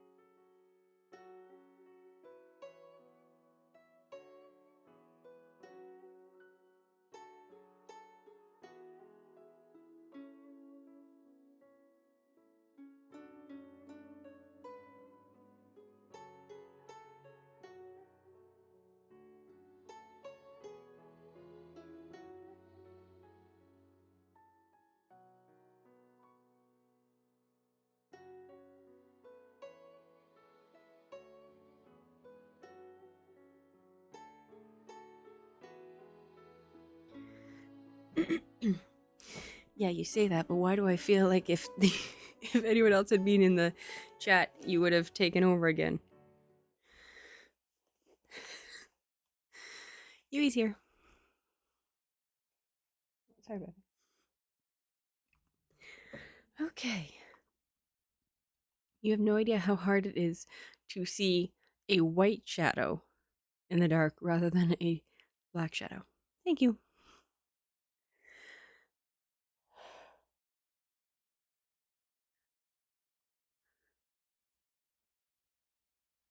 Oh, excuse me. Okay, let's keep going. After that soak in the medicinal bath, Lu Wancheng slept peacefully that night.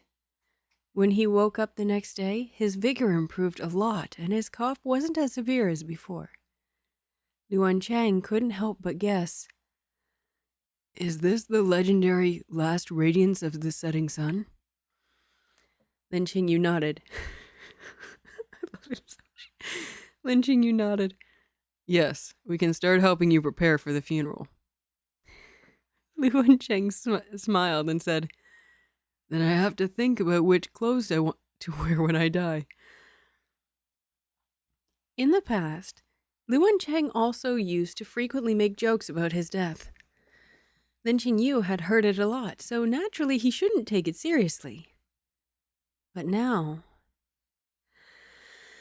Lin Qingyu looked at the lush trees outside the window and slowly clenched his fists.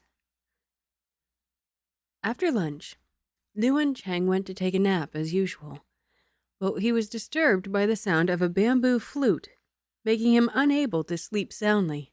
Yes. Lin Qingyu had Hua Lu go see what was going on.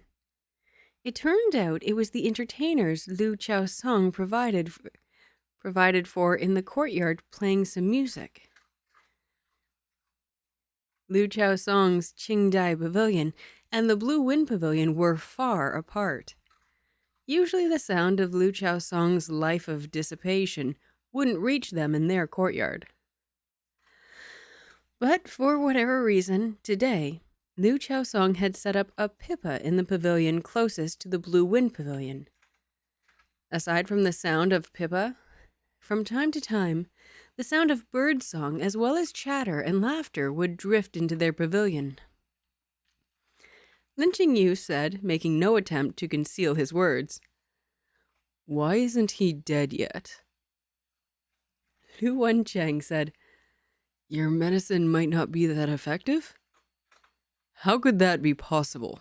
Lin Qingyu said coldly. "I think he too knows that his body is weak, so he doesn't dare to drink and have fun as much as he usually does. I'll go and see." Lu Wancheng sighed and stood up with difficulty. "Then I'll go too." Lin Qingyu pushed Lu Wancheng to the pavilion. From a distance, they could already see that there were many people inside. All these young gongzi were Lu Chaosong's poetry friends. Lu Chaosong prided himself on being romantic and refined. He often had gatherings with his poet friends. They claimed to be composing poetry while enjoying wine. Only they knew whether they did things other than that. Lu Chaosong was under confinement. He wasn't allowed out of the house, so his poet friends came to his door instead. But looking at them sitting around the pavilion, each of them had a nice-looking woman in their arms. There were also a few entertainers under the pavilion strumming pipas. Just a sec, I want to see what this looks like. Because when it said pipa, I was thinking like a flute. One. Let's see here.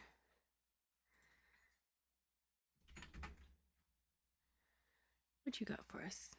Oh, it's like a mandolin instrument. Thank you. Okay.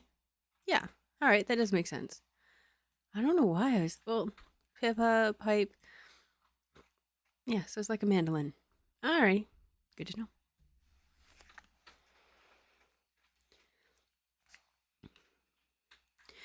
Lu Song held a brush in his hand, swiping it in ink. All his friends around him were applauding. A female singer was leaning against him, fanning herself with a silk gauze fan, a smile on her face. The first to see Lin Qingyu and Lu Wancheng were the pipa-playing girls. They were all occupants of the Hou mansion, and even though they had never seen Lin Qingyu, they had long heard from others that this Xiaojun was not someone to be trifled with. Fuck, I love him so much. Of the two people that the Xiaojun personally dealt with last time, one was demoted to the weakest rank of servants, made to do dirty and tiring errands every day, and the other went crazy and was sent out of the Hou mansion. That Momo had even been the madam's trusted aide. That's right, like a fucking boss. When the girl playing the pipa saw Lin Qingyu, she hurriedly stopped. The music came to a sudden halt, causing the rest of the people to turn around and look. Lu Song's expression changed, and he threw the brush in his hand into the painting, the ink slowly smearing into the paper. Compared to him, the eyes of his poet friend as they looked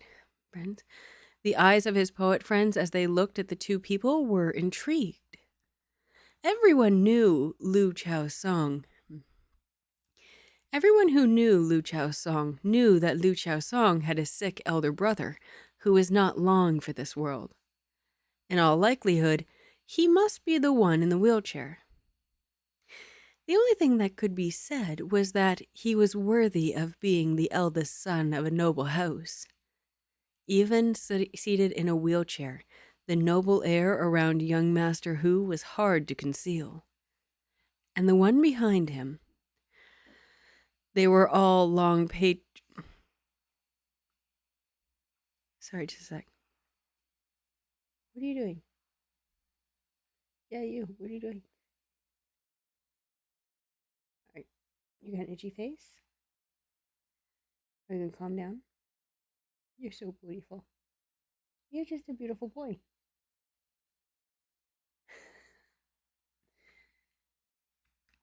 Sorry, I thought he might be throwing up, but he's not. He's just scratching his face on the carpet. Oh, you're so pretty.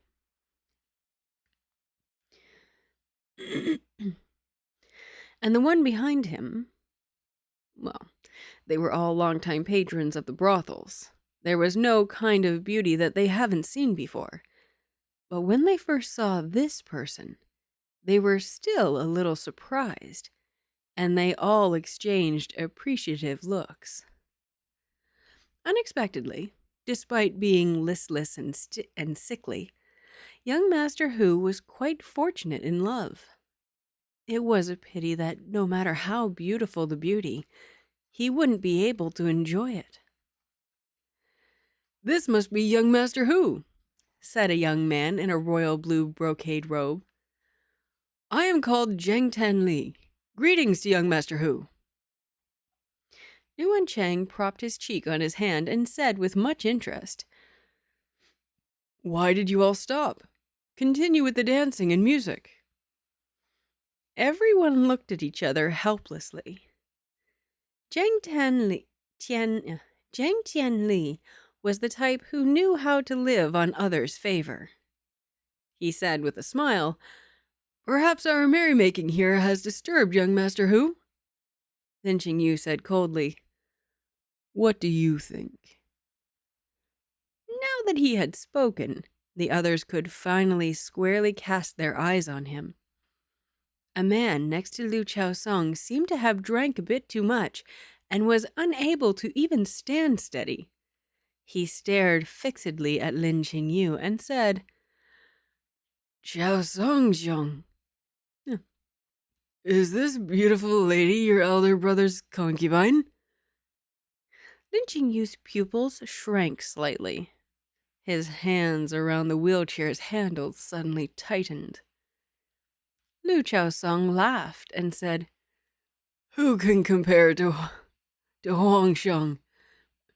Who can compare to Huangsheng when it comes to having a discerning eye? Come.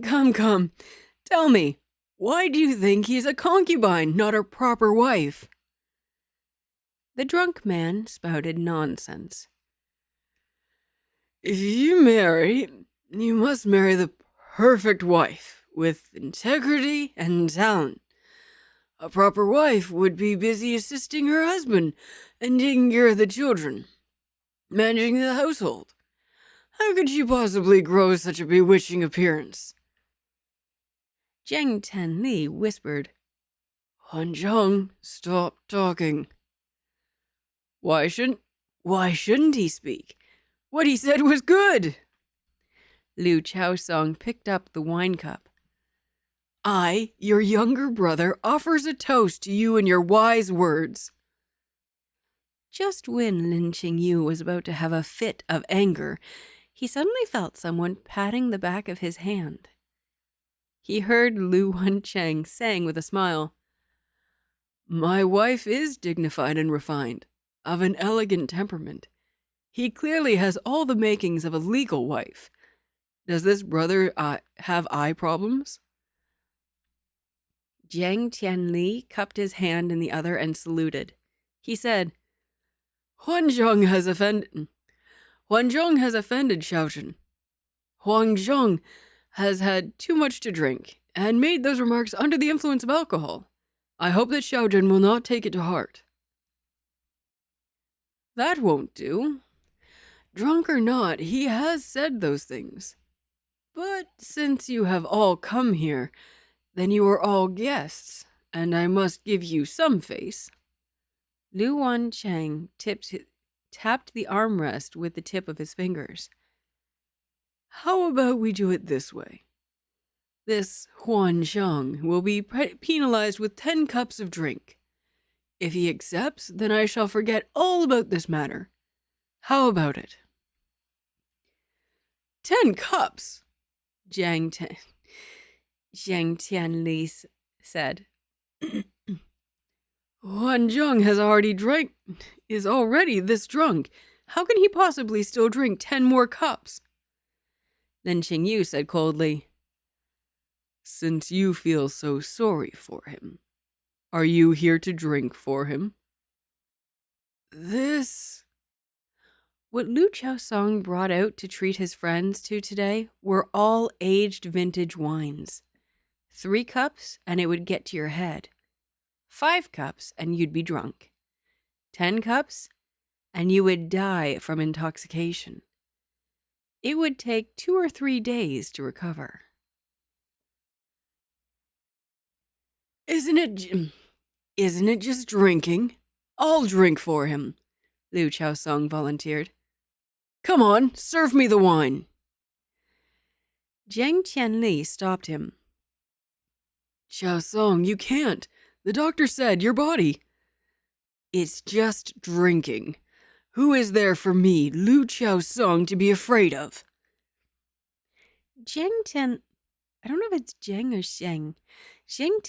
Tianli couldn't stop him, and he watched on helplessly as Lu Chaosong drank 1 cup after another. When he finished the last cup, he was surprisingly still sober. After drinking the last cup, Lu Chaosong upended the cup on the table, wiped off the liquid from the corner of his mouth, and looked at Lu Wancheng, as though trying to provoke him. "So, are you satisfied now?" Lu Wancheng clapped his hands and laughed. "Third brother is a good drinker." Lu Chaosong coldly snorted. "I've finished your penalty. If there's nothing else, then forgive me for not seeing you off." Lu Wancheng smiled lightly. "Wife, let's go back." Lin Qingyu glanced at Lu Chaosong. His eyes seemed to be looking at a dead man. That night, a woman's scream broke the usual tranquility of the Hou mansion. The noise of a commotion gradually rose. The sound of chaotic footsteps mixed with hushed whispers gradually spread from the Qingdai Pavilion to the Blue Wind Pavilion. Not long after, Hua Tong charged in a hurry. Finally, he said those words, Young Master Hou! There's finally been an incident in the Qingdai Pavilion!" Standing by the window, Lin Qingyu turned to Lu Wancheng and smiled. "Wancheng, would you like to go out and take a look?" Let's go. After saying so, Lu Wancheng was a bit dazed, feeling that there was something not quite right. It took a while before he realized what was wrong, and he let out an involuntary chuckle. It turned out that if you wanted the beautiful villain to change the way he addressed you, you only needed to let him successfully do evil. If he was happy, he might call you anything.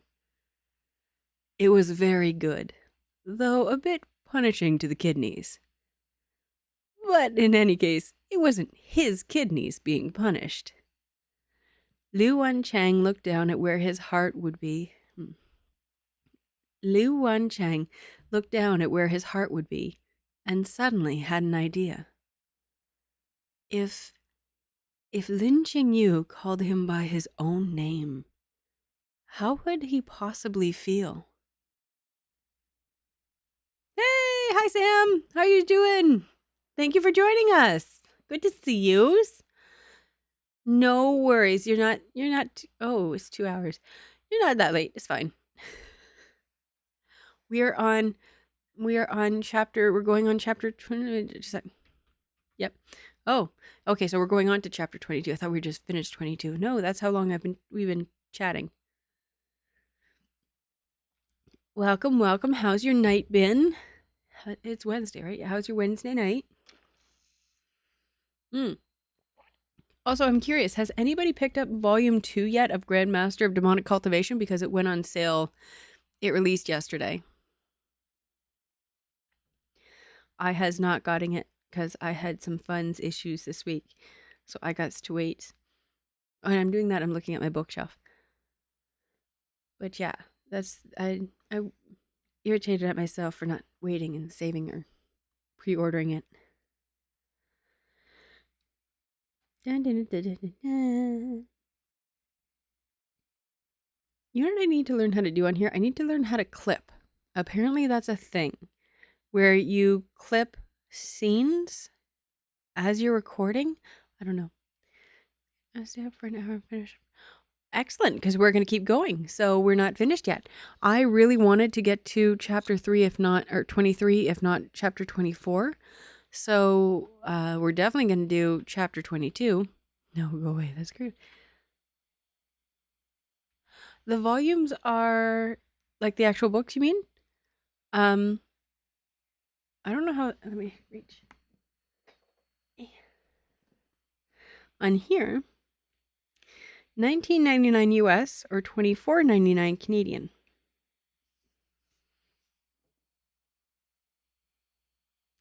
I don't know how to do fucking anything. What do you mean? Like, you don't know how to clip? I don't know how to do, like, all of this is a freaking learning curve. I watched a grand total of one single Twitch streamer, and even then I watched them on YouTube, and that's why I started doing this. So, like, yes, I know. You could ask me how do you do. I don't know how to do anything. I didn't even realize that I couldn't do sub badges until I was a partner or affiliate or something like that. I don't know. Yeah, so I don't know how to do any of it. Yeah, I'm learning as I go. And even so, I'm a horrible follower on Twitch because, well, like on Oshi's channel, I'm lurking. I'm not doing, you're not knowing that I'm there. And on the others, it's awkward now because when I was first starting out, I reached out to see if they could offer a little help. and they never got back to me. So, but and yet they still know who I am because they mentioned and talked to me during one of their live streams. So I'm like, oh, it's awkward now. So I'm like, I'm just gonna lurk in the background, even though I think I got gifted um a 1 month subscription to their channel. I still watch sometimes, but at the same time, I'm like, you couldn't answer one question for me? Eh, eh, kind of bitter. I'm very new to Twitch. Yeah, I think, Sam, I think you were the one who mentioned that you signed up for Twitch. I sent a screenshot. Oh, shit.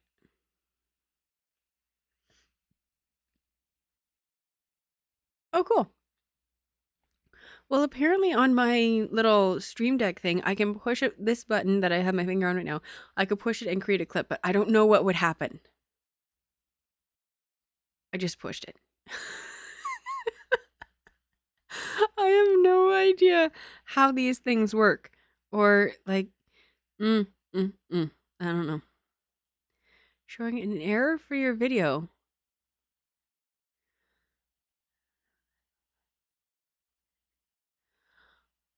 Oh, so it's not even able to clip on mine, so it's showing some kind of error. That's okay. Considering some of the stuff, don't push the button. Oh, Sam, look. Well, guard your ears, but look. I got crickets. They're working for this stream. I cannot guarantee that they will work for the next stream, but so far, so good. But yeah. Let's go. Push all the buttons for comedy. Well, let me see if this one works. Let me just wait. Let me see. Oh, this could be really loud though. So guard your ears.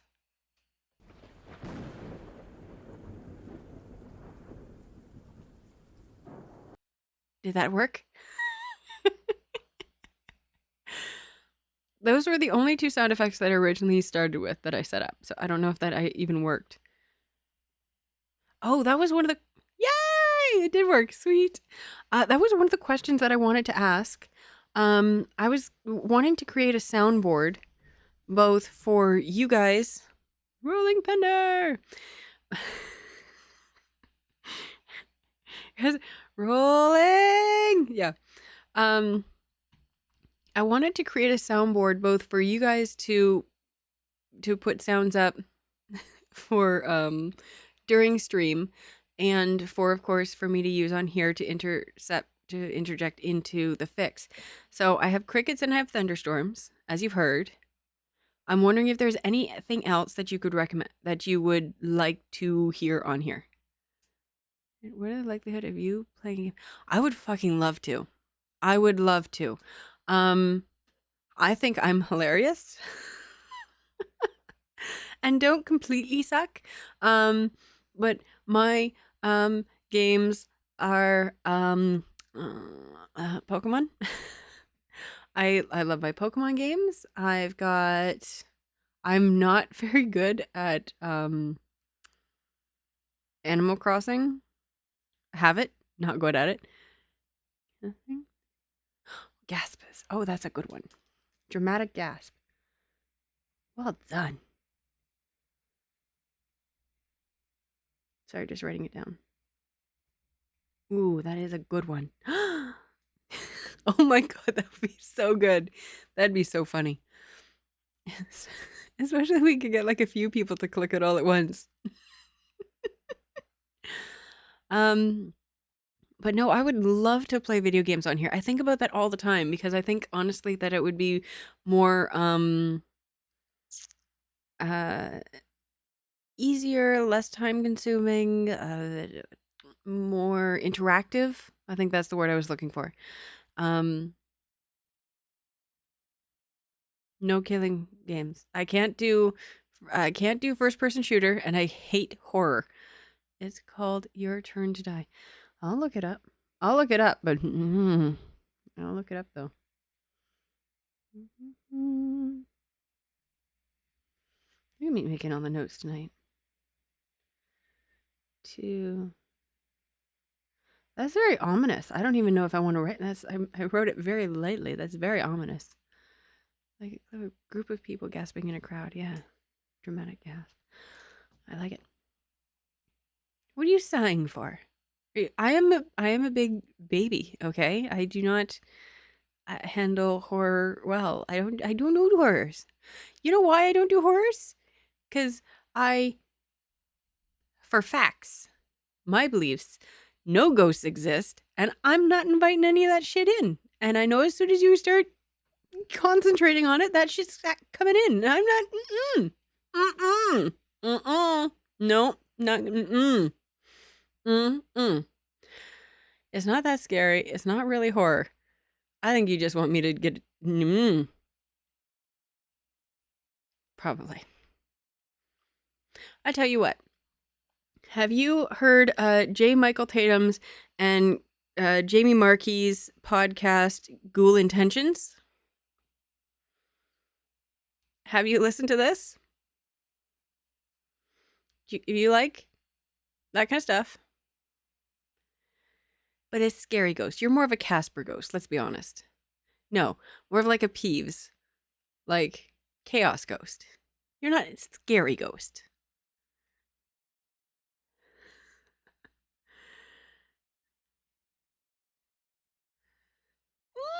Why do I feel like you just want me to look at it? Okay, tell you what. It's nighttime here. It's dark. And we're not opening up any doorways right now.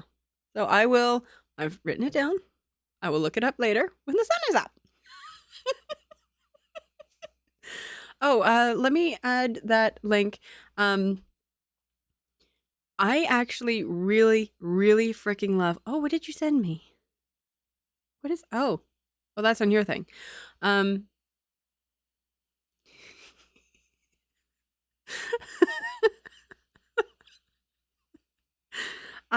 gonna post on here a link to Ghoul Intentions. It is really fucking good. Like really good.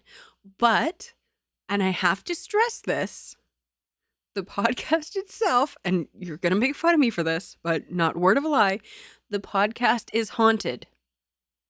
Okay? If you listen to enough episodes or for the podcast long enough, you will, 100%, you will start experiencing shit. Really, 100%. I had to stop because, nuh-uh. I had to sage my house and the cottage. Had to sage that shit. No way, I don't believe it. That's okay. Try it. Now, I had to listen to the podcast is haunted. Yes, you will start experiencing shit. Not a word of a lie. It's because, but it's mostly because when you're listening to these stories and all this history and everything, you kind of open yourself up to it. So shit starts happening. And if you're home alone,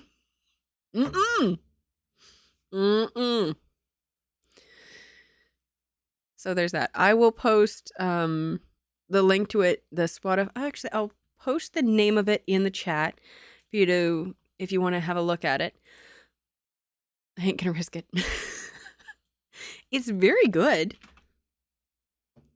How do I remember? There it is. So what it is that people from all over, including the hosts, write in with their own ghost stories. And these are real stories, real things that happen to them. They start off with a cold reading at the very beginning. And it can be things that they found on Reddit. It can be ghost stories that happened to them, to their friends, to whatever. And but they're all true stories. And they're all true stories other than the ones that they got off of Reddit and things ones that they can't quantify or qualify. But yeah, I don't usually read YA. Oh no, Not real. These are real ghost stories. 100% real, are true happenings. One of the people on there who sends their stories in and actually talks to the host, or like you can write into them. She actually was on an episode of oh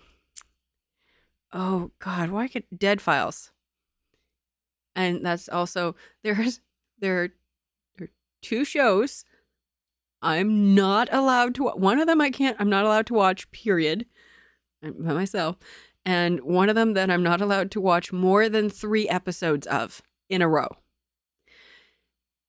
The one that I'm not allowed to watch, period, is Paranormal Caught on Camera or Paranormal Caught on Tape or whatever it is. Can't do that. Shit starts happening. And then also Dead Files. I cannot watch more than 3 episodes in a row. Because, yeah. But yeah, if you like ghost stories, it's very entertaining.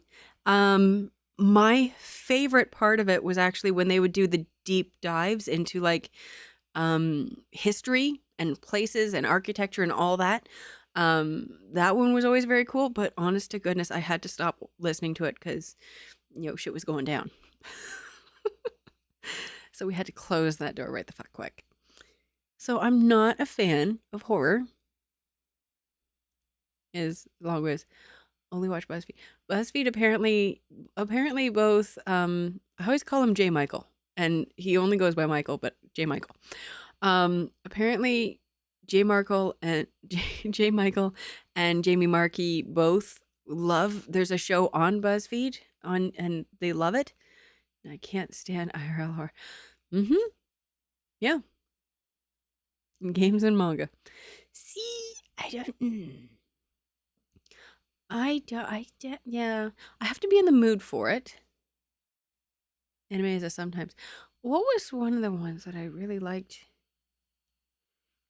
It was more of a psychological horror. But I can remember when it happened and it was like the first episode and you weren't expecting it.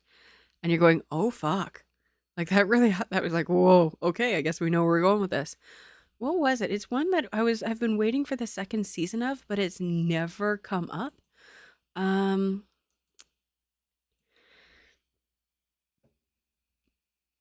Maybe Ghosty, you might know this one.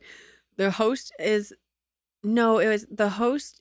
They're sent to a video game, locked in a video game world, and the host has a giant llama head. Llama.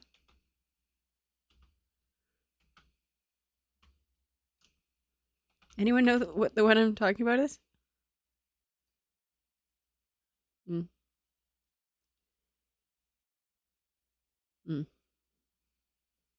Go off. We could have had it all.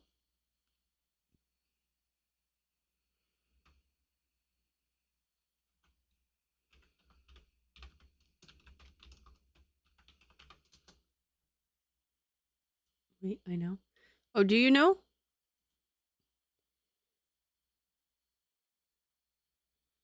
Oh, there it is. There it is right there. I do. 1 sec. Oh, okay, I'm never gonna. Oh, the ones within. That's the one. Aha! Get. Ding, ding, ding, ding, ding. Ta-da! This one. This one. Big llama head. Big llama head.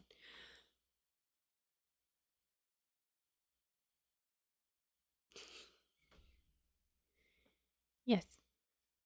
This one, I can remember I was watching this, like, oh, this looks really good. It was really, really good. And then all of a sudden, first episode, I'm like, oh, this is what we're in for. Okay, wasn't expecting that. It was very good. And apparently it has been signed on for a second season, but I have not heard nor seen anything about it. Is Oshi in this? Yeah, I absolutely agree. It wasn't, oh my God, this is amazing.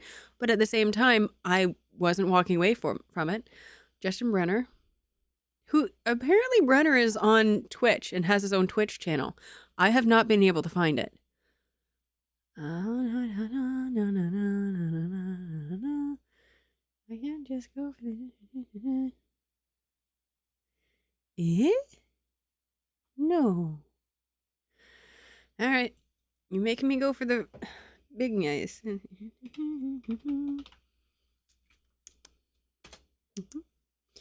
Okay. We said the ones within, right?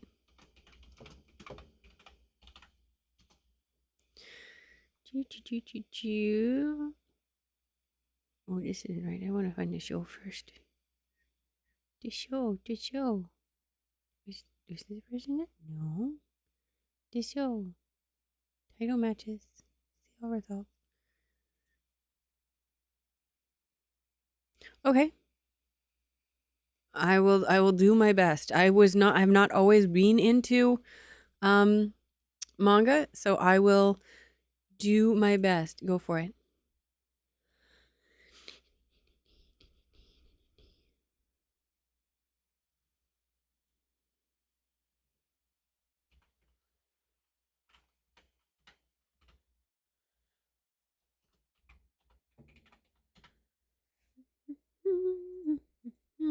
Oh.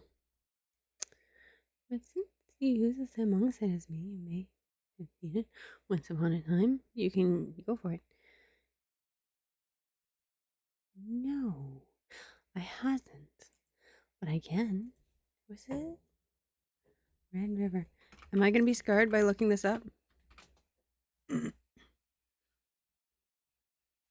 I looking for the manga or the anime? Manga, you said, right? This is the first one that popped up. It's in the Japanese, so I'm not sure if it's the right. Red. Oh. A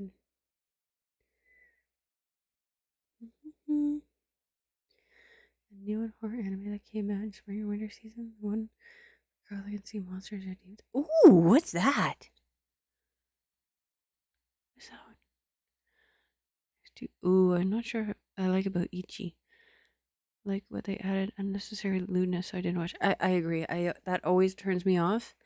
That can see monsters or demons. I'd be very interested. I don't know if I recommend whatever the point is.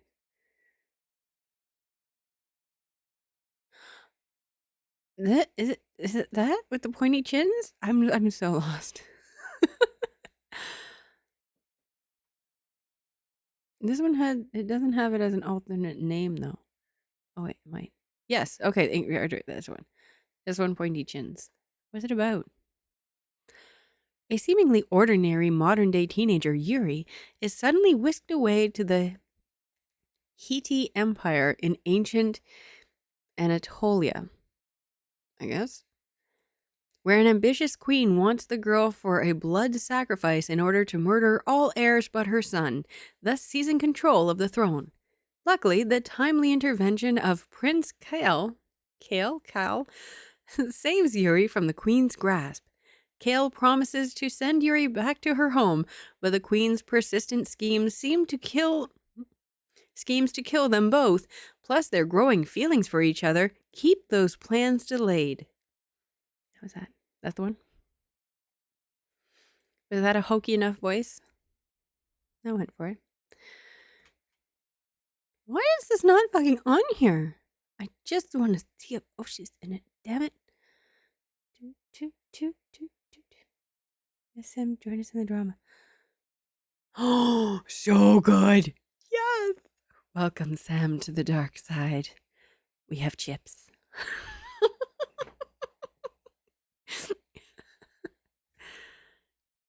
Didn't that used to be a thing?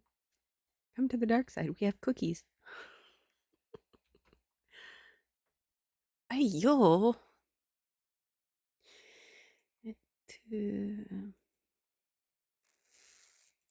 I'm looking for titles, and it's the ones within. That is the right. This is the one we're talking about, right?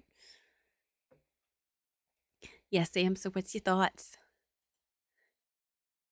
I remember it was probably the first manga I read that had smut. Poor young, you just skip the scenes. Try to follow. Is it? Is it good smut? Like it was. Oh, just I started with the live vid on day one. I'm just gonna go through it. That was my thing. I'm like, I gotta catch up on all this shit. But I skipped a few days up to get up to 17 so that I could keep almost just like a day behind everything. And Jesus, oh, she like so Sam, as you're watching from day one onwards, because I'm sure I'll go back at some point, but as you're watching, keep in mind that every single thing whoever the person is says on the stand in favor of Johnny, she's going to say is not true and did not happen, or they didn't say it that way. Your head's going to explode. It's bold. I don't recommend. Had less standards.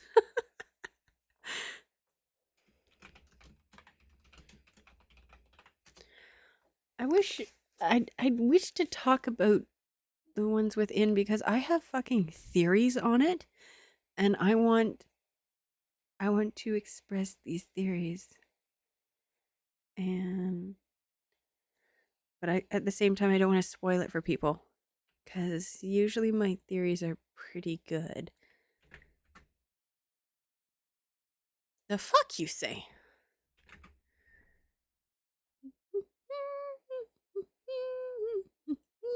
Why?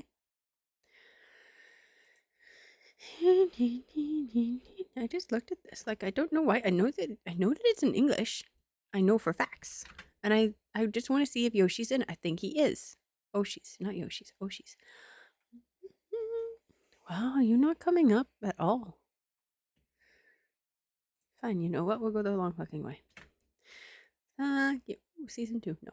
Yeah. Because if they can be a lawyer, they can.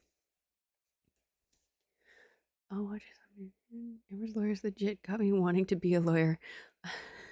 Because if they can be a lawyer, then I can be too. Did you guys see the meme? And I was in tears because it was so good. And it's Amber's lawyer looking over at Johnny Depp's team and just kind of a look of like that. And across the top it says, "Oh shit, they have real lawyers." I'm like, yeah, that's good. Okay, so I'm looking for. I know that Josh is in it. Justin's in it. Talk amongst yourselves. Toy.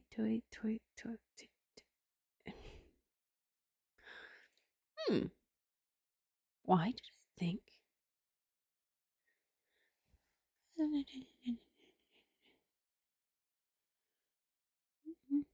I was so sure. Maybe not. Oh, Rachel Glass. I knew that she was in it. And Christopher Wenkamp. I knew he was in it. Some of them I can just pick out.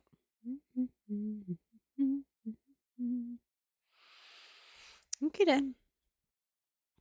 Whatever you say. Fine.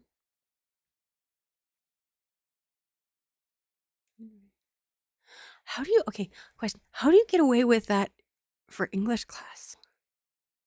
Like, did they say you go read a book and you chose manga and the teacher didn't know the fucking difference? Not to say that manga isn't books, but it's very light on the words.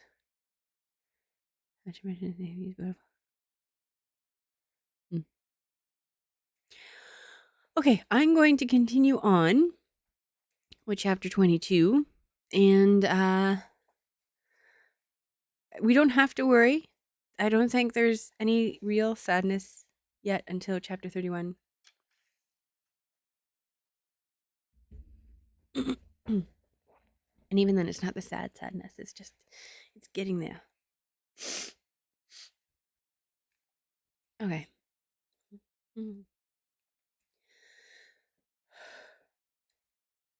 Chapter 22. No, go away. When the two rushed to the Qingdai pavilion, there were already many people inside. However, they were all strangely quiet. Only the sound of a woman's mournful sobbing could be heard. I should probably add a laugh track, too.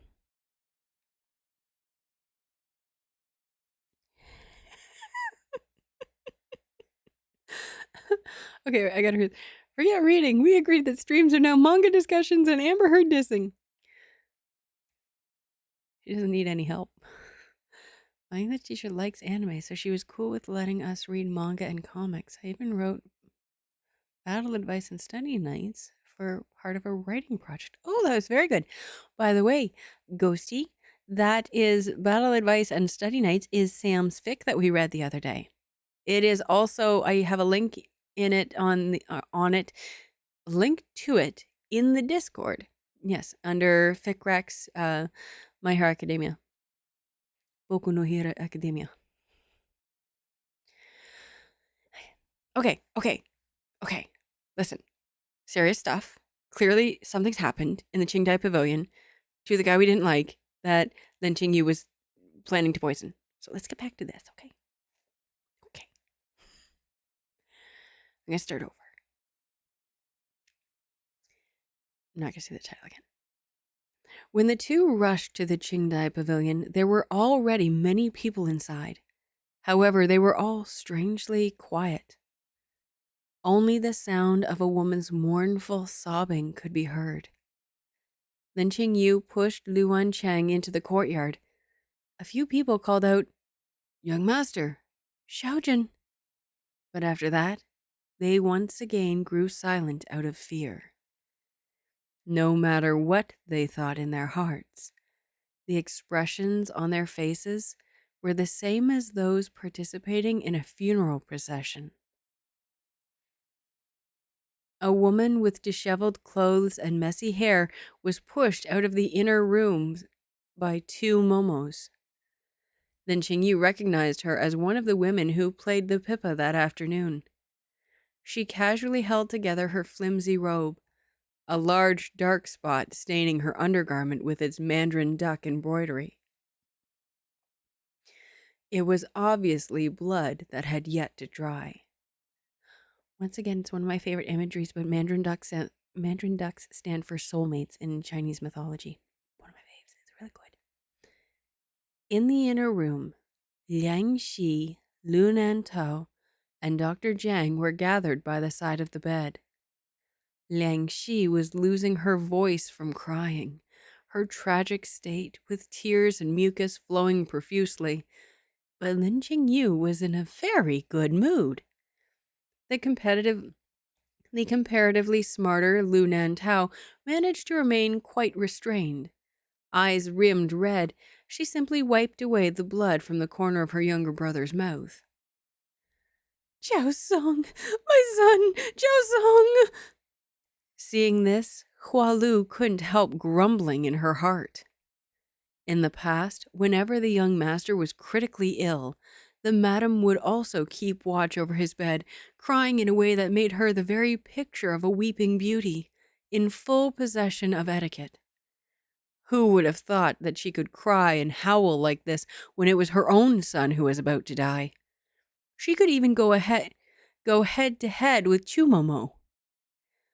Pen Shi was accompanying Nan'an Hou in the outer room. In the end, it was his own son who'd suffered this incident, and on top of that, it was even something so disgraceful. Nan'an Hou's expression was grave, and he appeared even more tired. His usual daring and energetic bearing could no longer be seen.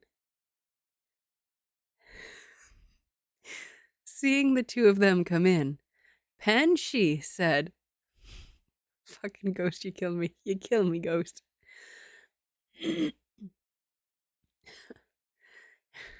Fuck you. Do that on purpose. Young Master and... Oh. I got... Young Master and Xiaojin are here. Nan'an Hou slowly raised his head. He saw his eldest son sitting in a wheelchair, dressed in bedclothes with a cloak over his shoulders. His heart became even more pained. He had but two sons. There was no telling until when the older one would live, and now, could it be that the younger son would also be gone? You did that on purpose. It's very serious. Shh. Seeing... Anyways, people are dying. Pay attention, Owen. It's the pink blobby thing. You're killing me. Nan'an Hu slowly raised his head. He saw... Oh, I already did that. Seeing that Nan'an Hu was said nothing, Pan Shi shook her head, motioning for them to stay in the side room so that they could talk. When there was only 3 of them, Lu Wancheng asked, already knowing the answer. What's going on? Third brother and that woman who was pushed out just now. Pan Shi looked at Lin Qingyu, her expression revealing a bit of awe and reverence. The number of entertainers in Qingdai Pavilion was going to be cut by half. In order to stay in the mansion, these domestic prostitutes thought of all possible ways to curry favor. There was a singer who, in the past, would occasionally be allowed by Lu Chaosong to serve him between the sheets. Recently, Lu Chaosong had stopped calling for her. She thought that her master had grown tired of her and would want to drive her out of the mansion. In order to regain the master's favor, she had taken action. Men like novelty and freshness. She entrusted the money she had saved over the years to a young page to bring her from outside something to liven things up. This something was a kind of incense. After being lit, the fragrance was sweet but not cloying. It smelled extremely pleasant. She didn't dare to use too much of it. She simply smoked her clothes with the incense before going to wait upon Lu Chaosong. Sure enough, Lu Chaosong had been attracted by the scent on her body and carried her atop the table. Right on the spot. After that, Lu Chaosong doted upon her once again. She had hopes of giving birth to Lu Chaosong's children, preferably more sons than daughters, allowing her to stay in the mansion as a concubine in the future. But Lu Chaosong had just been reprimanded by Nan'an Hu, and fear still lingered in his heart. He also had misgivings about his health and didn't dare be as unrestrained as he was in the past. Today, he and his poet friends gathered together. Maybe because they were having too much fun, they didn't watch how much they were drinking and had 1 cup too many. By the time he returned to the Qingdai Pavilion, he was about ready to pass out from intoxication. The favored singer stayed in Lu Chaosong's room to look after him. In the middle of the night, Lu Chaosong woke up, feeling thirsty. He drank tea and was about to go back to sleep when he was inexplicably aroused by the sight of the beautiful woman next to him and the barely discernible scent on her. It is said that drunk people can't perform well in bed, but he couldn't restrain himself. He felt his masculinity surge, and he vowed to regain his former glory. Until the scene in front of him gradually blurred. Warmth flowed out of his nose. A plentiful amount of blood had spewed out. And then blood came flowing from the corners of his mouth as well. Dr. Jiang is treating the 3rd young master now, Pan Shi said. Judging by his expression, the situation does not seem optimistic. Lin Qingyu laughed. It's a pity. A pity that he didn't get to see the blood spouting out from Lu Chaosong's 7 orifices. That probably would have been an even better sight to behold than Liang Xi's state just now. At this time, Dr. Jiang walked out from the inner room. Nan'an Hou hurriedly said, "How is the situation?" Dr. Jiang closed his eyes and shook his head. No, no, Jiao Song! Liang Shi let out a scream and fell to the ground. She had unexpectedly lost consciousness. Lu Nan'an supported her to stay up. Choked with sobs, she called out, "Mother!" Lu Wancheng turned his head and grabbed Lin Qingyu's sleeve, wiping non-existent tears. "Brother, my third brother, were you afraid I would be too lonely when the time comes?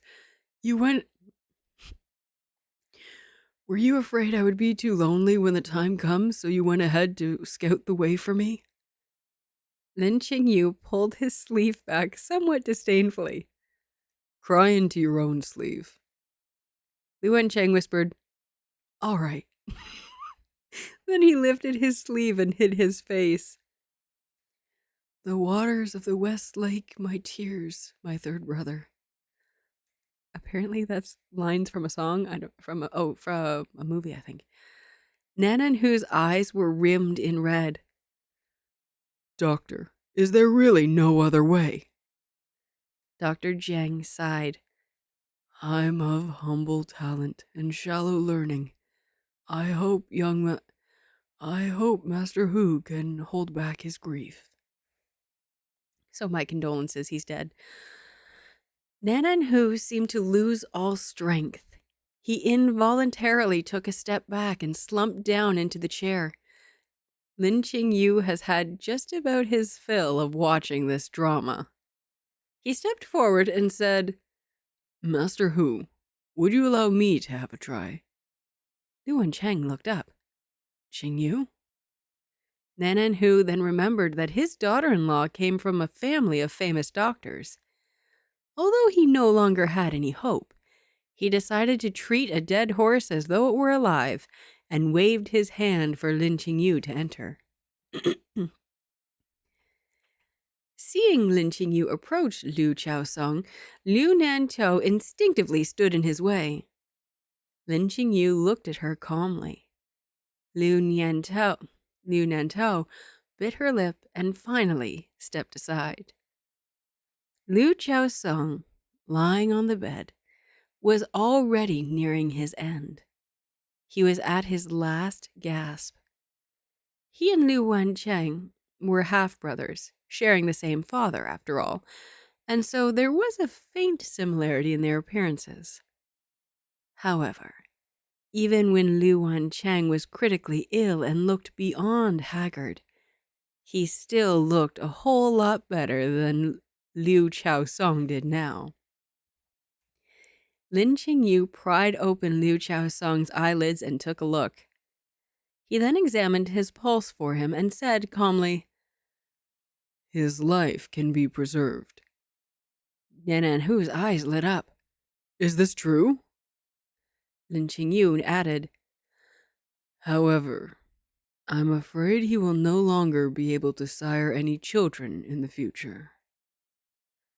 It was like Nan'an Hou was struck by lightning, and he said, voice trembling, "What do you mean he won't be able to sire any children?" "In short, it's withered. To the point he wouldn't even need to be castrated if he were to be sent to the palace to be a eunuch," Lin Qingyu said. "Master Hou, should I still save him?" Lu Nan'an said anxiously, "Of course we must save him. Preserve his life first." Nan'an Hou closed his eyes and heaved a sigh. "Save him. Save him." After some tossing about, the sky was almost bright. When Lin Qingyu finished applying the acupuncture treatment for Lu Qiaosong, he saw that Lu Wancheng was still waiting for him. Sitting in a wheelchair covered with a thin blanket, he'd waited so long he was becoming sleepy and had started to nod off. Lin Qingyu held up Lin Qingyu held up his cheek and said, Let's go. Lu Wancheng rubbed his eyes. You're done? Seeing the layer of sweat on Lin Qingyu's forehead, Lu Wancheng asked, Why did you decide to save him?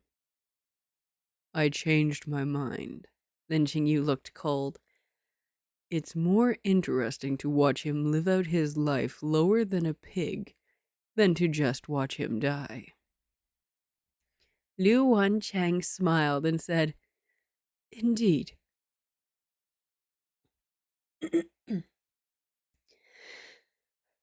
Disasters befell the Nan'an Hou mansion one after another. In just a few days, gray hair began to appear on Nan'an Hou's temples.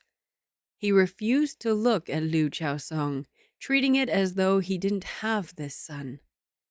Once Liang Qi regained consciousness, hearing that her son had become impotent, her extreme anger drove her to sickness, and she couldn't even get out of bed. Mrs. Bennet much? Liu Chaosong found himself then spent all his time courting death. He refused to take his medicine, and his spirit and body collapsed. Only one Liu Nantao remained to support and take care of both her mother and her brother. Lu Wancheng finished eating the melon and said, Qingyu, this livening up medicine of yours is quite powerful. That day, Liu Chaosong was already that drunk, but you were still able to make him get it up. You are truly worthy of admiration. Lin Qingyu said, He would have been fine if he hadn't drank alcohol. The alcohol already stirred up the medicine's properties in his body. Lu Wancheng asked, Did you formulate this medicine yourself? Then you know it best, Lu Wancheng said, as though throwing it out there offhand. Before, did you ever... Lin Qingyu looked at him. What do you want to ask? Well, I heard that the young masters of most big families come of age at around 15 or 16. Then they then might have a maid serving them in their room. You like girls, right? Then have you, Lu Wancheng got halfway through before he choked. He waved his hand. Forget it. Forget I said anything. Lu Wancheng looked so conflicted, Lin Qingyu wanted to laugh. No. The corners of Lu Wancheng's lips curved. No? My father only has my mother, and I think that's a very good thing. So, I don't want some random person in my room. Lu Wancheng was filled with deep veneration. Patting Lin Qingyu's shoulder, he said, Your thinking is very ahead of the times. Xiangji, keep that up and your future will be promising. Lin Qingyu asked, What about you? Me? Look at my body. How could I possibly have? Lin Qingyu nodded, his expression a little uneasy. Don't be shy, Qingyu. It's normal for boys to discuss this kind of thing. Lu Wancheng smiled. Oh, pitiful me. I'm going to die a virgin. Lin Qingyu.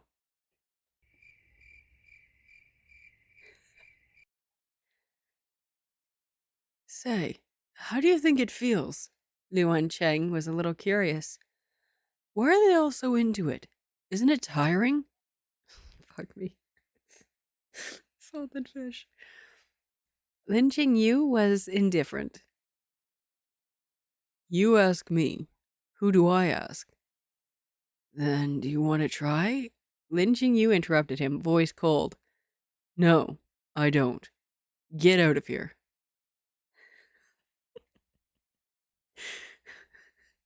Do you want to have sex? But no homo. I feel at this point, Lu Wancheng has completely given up this whole I'm not gay thing. I'm not gay only for you. Like, that's how I feel he is at this point.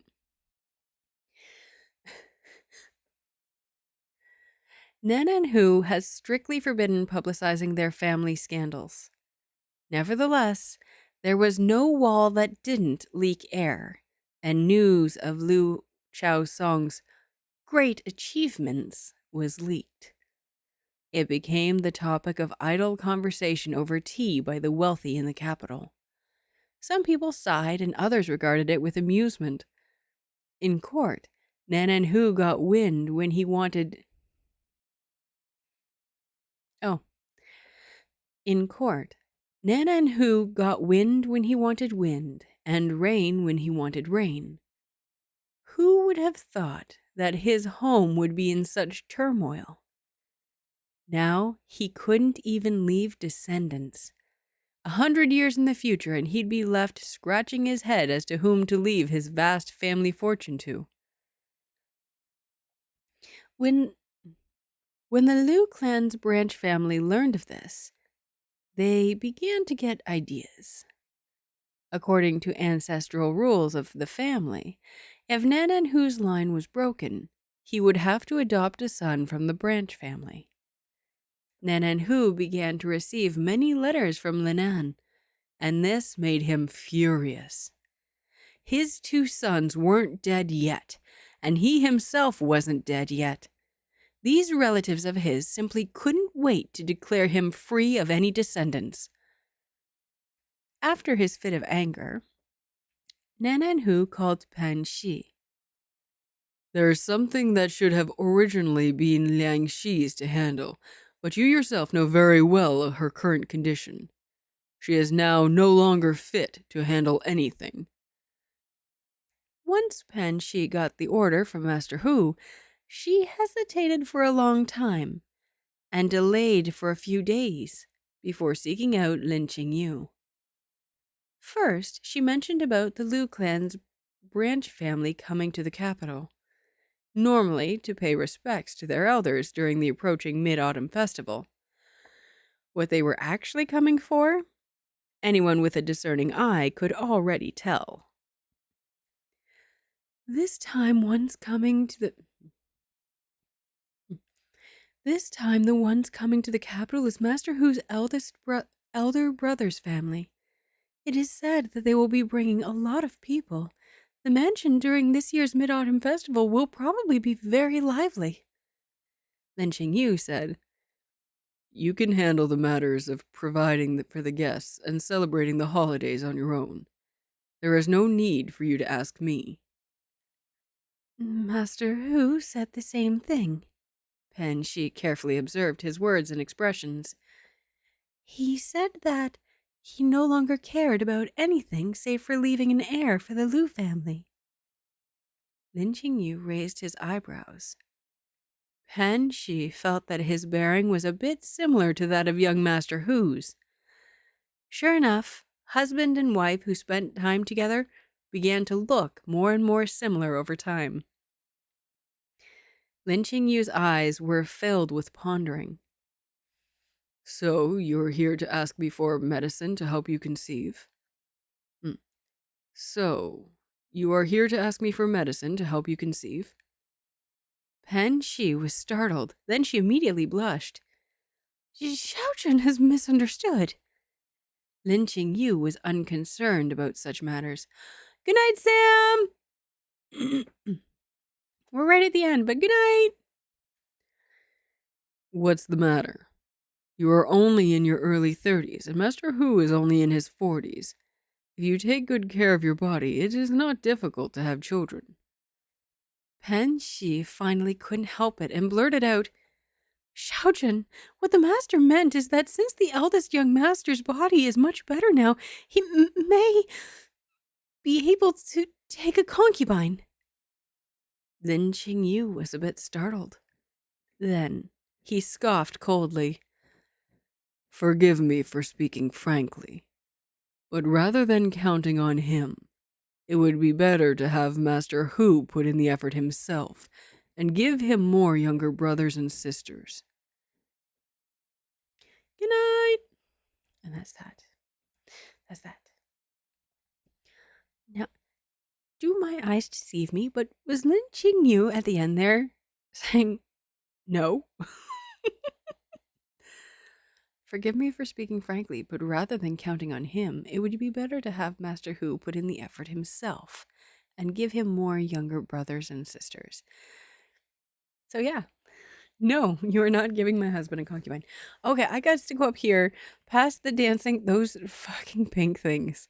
What are these? Those threw me the fuck off. Like they're still dancing. I can't even. I'm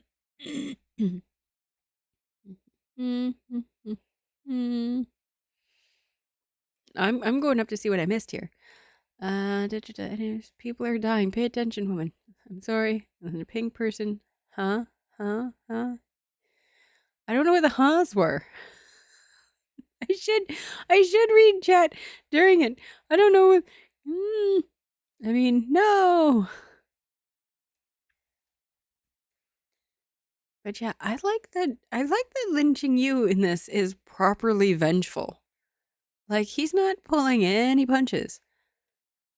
But honest to goodness, I love how sweet they're turning into each other. Like that part where he cupped his cheek and said, "Let's go." Like where is oh, I'm like, "Oh, we've got feelings here." I see Qingyu held up his cheek and said, "Let's go." Oh, with the whole blood spouting thing, I know. Okay, that makes more sense.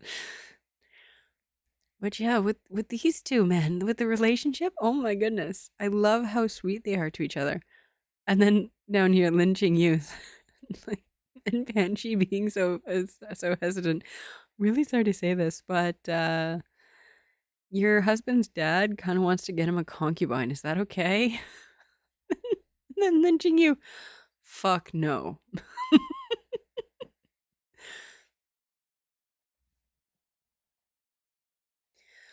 Oh heavens, that was really good. I really want it. What's the next one? Oh, can we go? Can we do this? Can we? Qingyu, are you angry? Why is Qingyu angry? Because we know.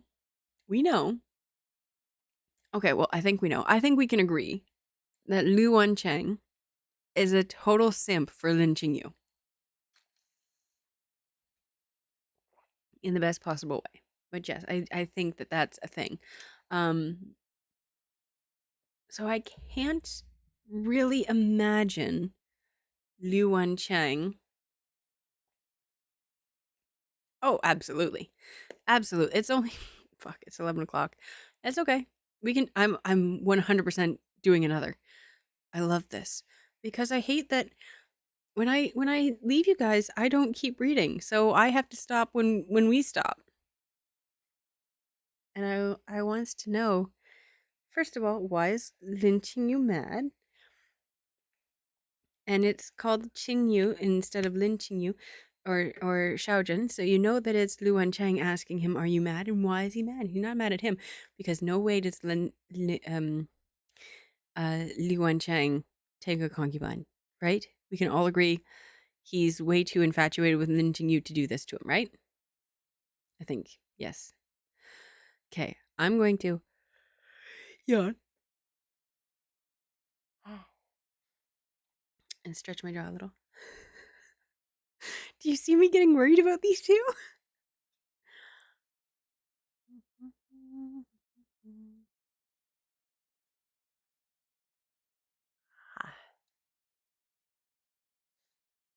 Sorry, slight face massage because I'm my jaw is tired.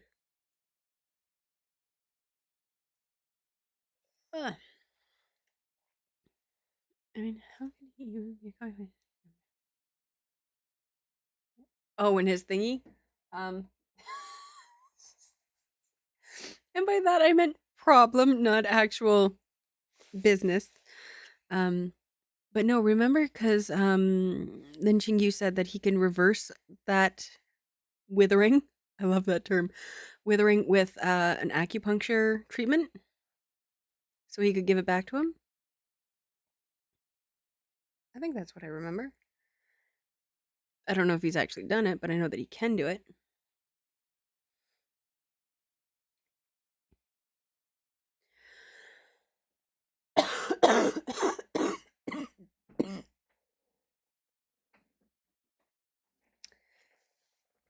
Mm. Oh no, you know that if if Lu Wancheng agrees to this, you know Lin Qingyu's gonna make it like permanent. Like he'd be so pissed he'd make it. You would think you can do this? No, you're not. Now make it permanent. I would love to see the look on Lu Wencheng's face when he says this and then looks at Lin Qingyu, and just the reaction to Lin Qingyu's expression would be, I'm fucked.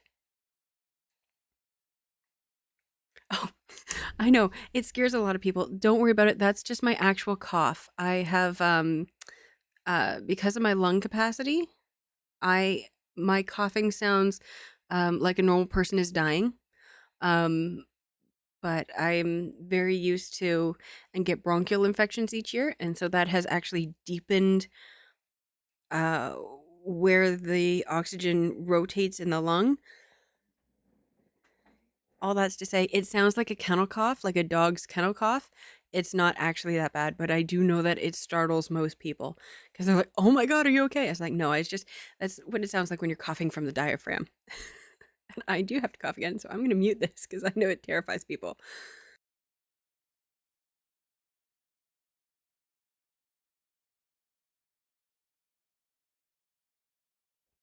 Okay, for you, I did that.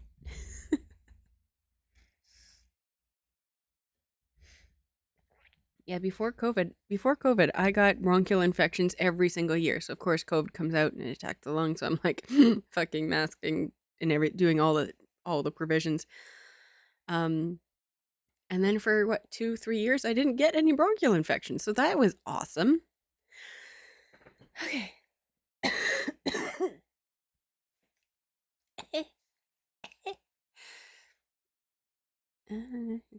One more thing. Ah, my desk is so messy. Ah. Be proud that I have a dog kennel cough. If you've ever heard a dog bark, that's or a cough, that's exactly what it sounds like.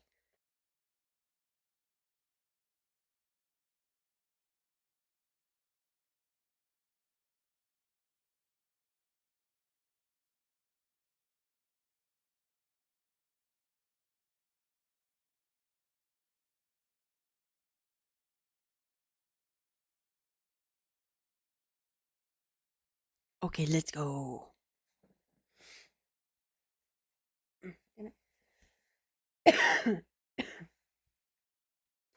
Chapter 23.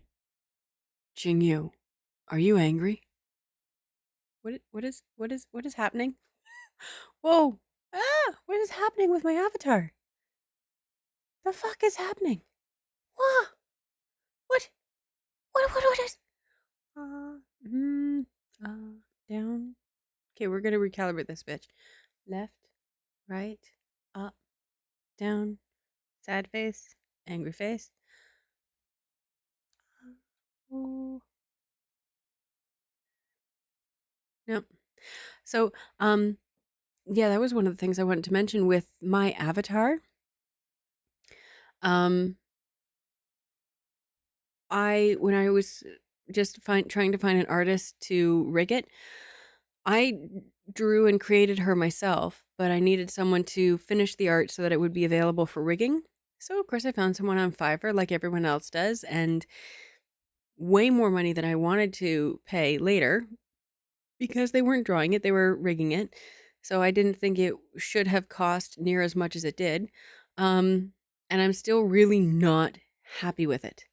But what he has done, the artist rigger person, um, he will not give me the file that he created in order to do the rigging.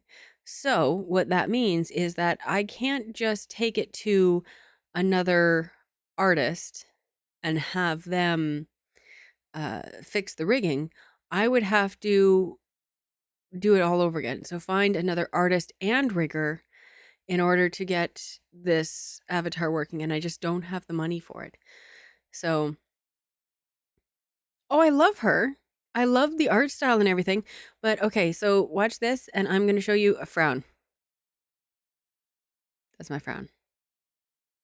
I frown a lot. And I feel like it should frown more. Like get angry. I have a resting bitch face, and I would really like her to address that. Also, I loves her. Like I did the art for her. I love her. I created her, and she looks exactly like me if I let my hair down. Um, but I have a hard time with like the mouth flaps and the. I just feel like there should be more expression to her, and I'm still mad. How is that? How is that? That's me frowning. Ugh, I bet you're fire person. Yeah, he got really mad at me because I couldn't get the mouth to, is it the mouth to frown? Or I couldn't get it to go oh. Like like to do like an oh ooh thing. I couldn't get it to do certain movements, and I still can't get it to do it on purpose. And he actually came back to me and he said, quit quit insult. Let me pull it up. Fuck, I can do it. No, I won't bother. But like, quit insulting my profession. It's not easy. Quit saying that you could do this by yourself. By insulting my profession. It's not as easy as you seem to think it is. And I'm like, I'm not saying it's easy. I'm saying it's possible. I'm looking at all the other avatars out there, and I'm going, mine can't do that. But again, he was stupid expensive, and this is a pet peeve of mine. Pet peeve of mine. Why are you charging US prices when you live in the Philippines?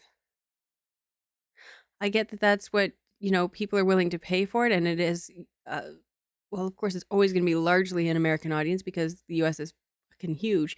But at the same time, I'm going, why couldn't I just give you Canadian money? It would be better on me, and you'd still get a shit ton more than whatever your currency is. Like, it just, I has issues with it. But yes, I would love to be able to give her. So here, I'll show you these are the 3 expressions that he gave me that I had to pay $50 extra for. That, the hands. I've got this, the blush, and taking the blush away, that. $50 each for that. You can't quite see it. I would have to make her much, much bigger, but there are little tears in like the corners of her eyes. So that's that. Now, I'm sure that one will get a lot more use come the following chapters, but I... Mm, mm, mm. Okay. Okay, we're moving on. But yeah, if you ever come across anyone who knows how to do rigging and won't charge me $500 plus US, which I don't have. Okay, I want to explain something. Our Canadian dollar sucks in relation to American dollars. So, for instance, as I mentioned earlier, the okay, so I just picked up the Heaven Official's Blessing book, just the first one. $20 US, okay, this before taxes, is the equivalent to $25 Canadian. Okay, so roughly, yeah. And that's on the dollar. Oh, and then we have 13% tax on top of that. Anyways, I don't know what taxes are in the US. Anyways, I'm going to continue on and quit my bitching. Yes, I is. Okay. Chapter 23. Qingyu, are you angry? Lin Qingyu refused so decisively and even brought up Nan'an Hou. Pan Shi held both respect and fear for this savior of the mansion's son. She didn't dare speak much more about it, so she quickly moved past this matter and discussed the Mid-Autumn Festival. Lin Qingyu was a little absent-minded as he listened to her. He'd been careless, and he had failed to consider this stage. Liu Chaosong has lost the ability to carry on the Lu family's ancestral line. Nan'an Hou would naturally turn his thoughts towards Lu Wancheng. Although Lu Wancheng has been constantly ill, it wasn't completely impossible if he were to give it his all. That night, Lu Wancheng returned to their room after bathing and found Lin Qingyu directing a puzzling look at him. He suddenly had a bad premonition. What's wrong? Lin Qingyu asked. How have you been lately? Lu Wancheng smiled and said, You examine my pulse every day. You would know my condition better than I do. I'm not asking about your condition as a patient. Lin Qingyu looked down. Just like,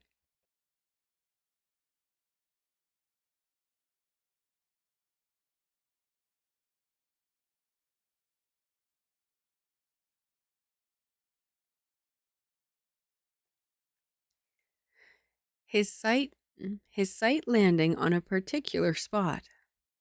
He gestured with his chin. Oh, God. Will it... No, that's stupid. I'm not asking about your condition as a patient. Lin Qingyu looked down, his sight landing on a particular spot. He gestured with his chin. Will it still get up? Speaking of this, Lu Wancheng felt a bit dejected.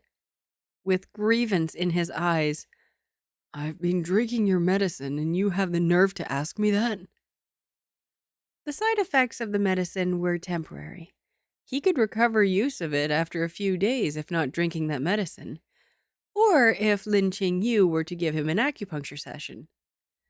In other words, whether he could get it up or not depended on whether Lin Qingyu allowed him to get it up or not.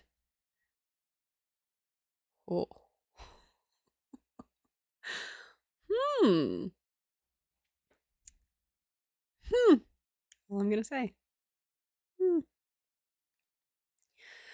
At first, he felt humiliated, but then he actually came to accept it.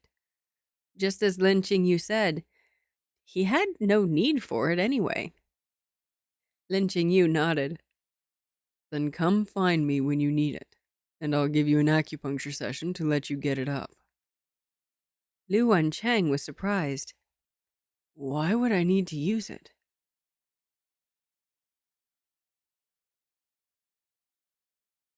Lin Qingyu coldly spit out a few words. Oh, damn.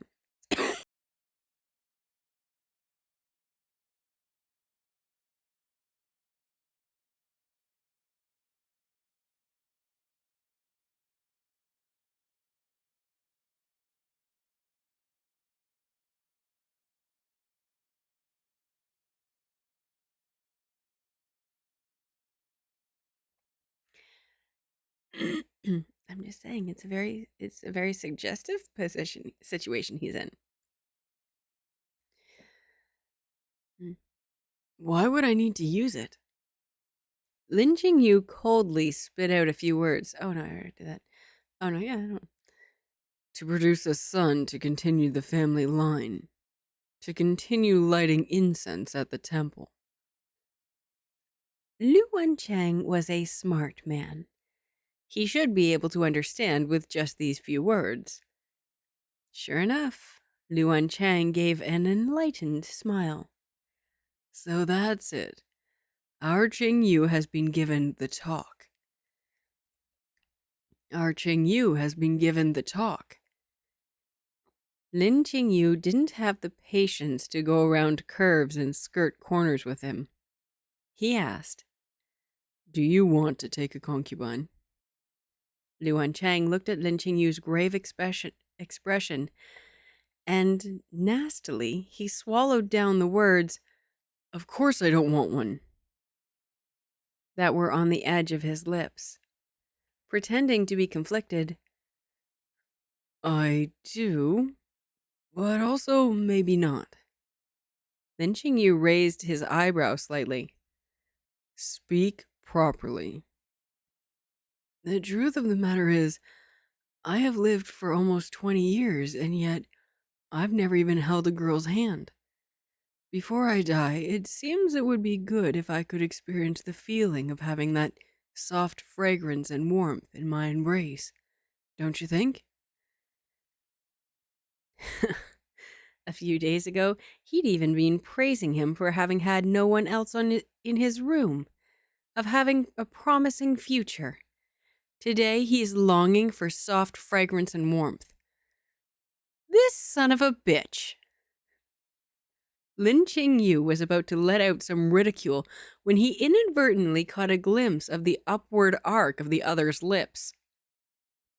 He sneered in his heart. Lu Wancheng was obviously deliberately riling him up, and he'd lose if he took this seriously. Oh, God, you guys love each other so much, it's amazing. Lin Qingyu said calmly, And what kind of woman would you like? Tell me so that I can look for you. Though Lu Wancheng seemed to give it some serious thought, the answer he gave was rather superficial. Someone beautiful, with a good temper, and one who won't be so fierce towards me. I see, Lin Qingyu said. Then I'll pick one up for you tomorrow. Go to sleep. Lu Wancheng was a little dazed. That's it? Go to sleep? Otherwise, what else do you want to say?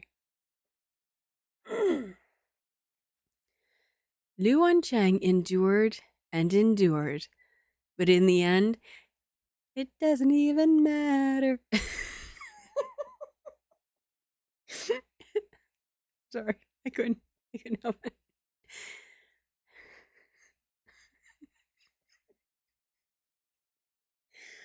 I'm sorry. I'm sorry. Oh, I can't read it again. Endured and endured, but he couldn't bear it. He asked through the dividing screen, Qingyu, you don't really want to help look for a concubine for me, do you? According to common reason, I am your husband. Lin Qingyu bantered back. Husband? Where did I get that? I only have a brother with a different surname. I am just helping myself find a sister-in-law. In the future, your children will call me Uncle Lin. Lu Wancheng couldn't help beating his chest and stomping his feet. Can you stop bringing up that thing about us being sworn brothers? Why wouldn't I bring it up? Lin Qingyu sneered. Who was it that was making a fuss at the time, wanting to be close friends with me? Who wanted to call each other brothers? Lu Wancheng was momentarily choked. Then I regret it now. In any case, back then we didn't make such a proper oath with blood, so it doesn't count, all right? No, it's not all right. A brother for a day is a brother for a lifetime.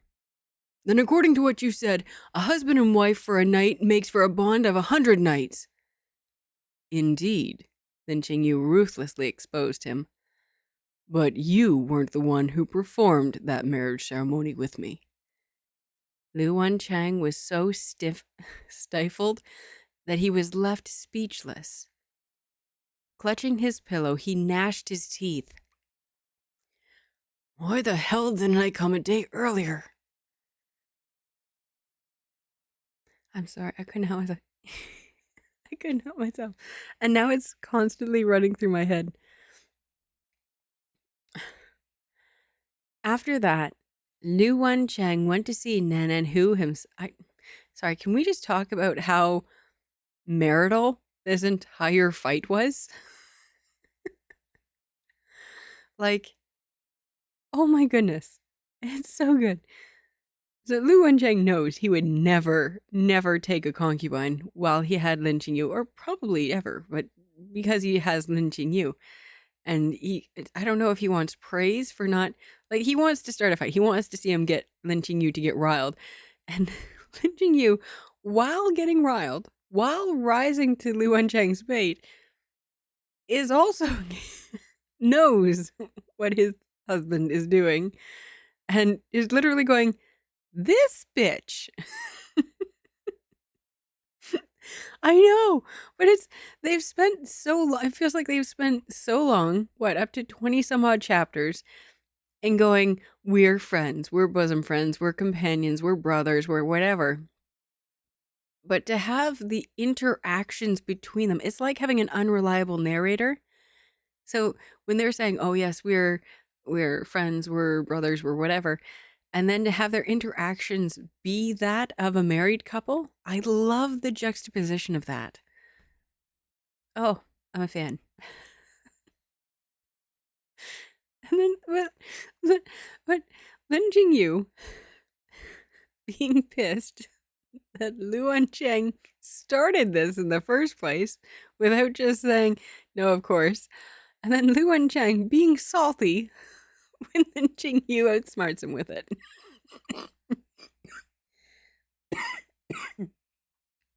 Oh, heavens. I shouldn't be wheezing. Sorry about this. I woke you. Yeah. I find that so funny. After that, Lu Wancheng went to see Nan'an Hu himself. The two of them were locked in the study room, and no one knew what exactly was said.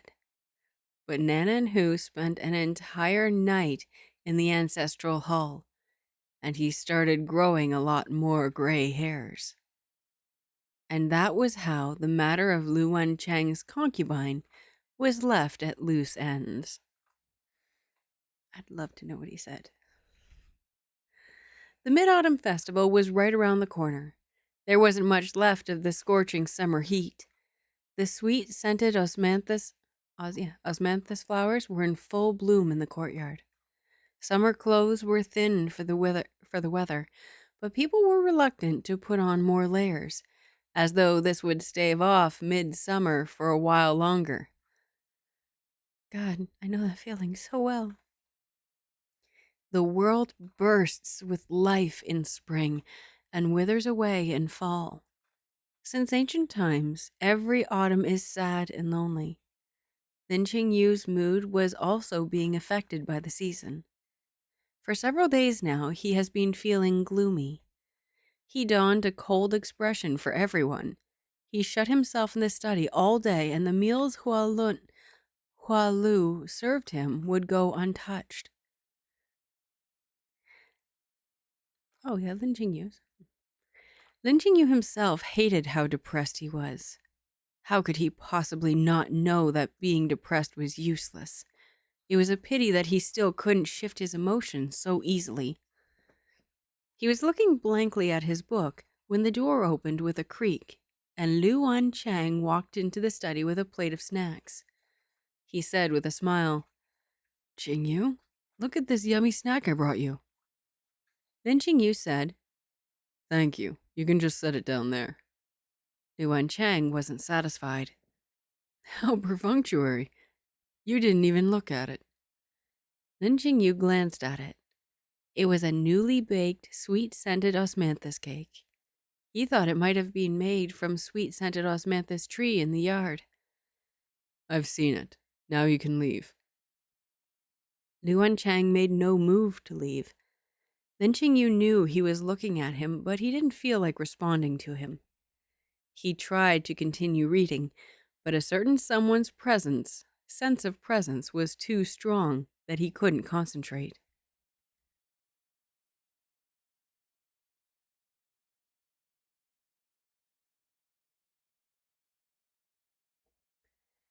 He closed his eyes, then raised them and said, Is there anything else?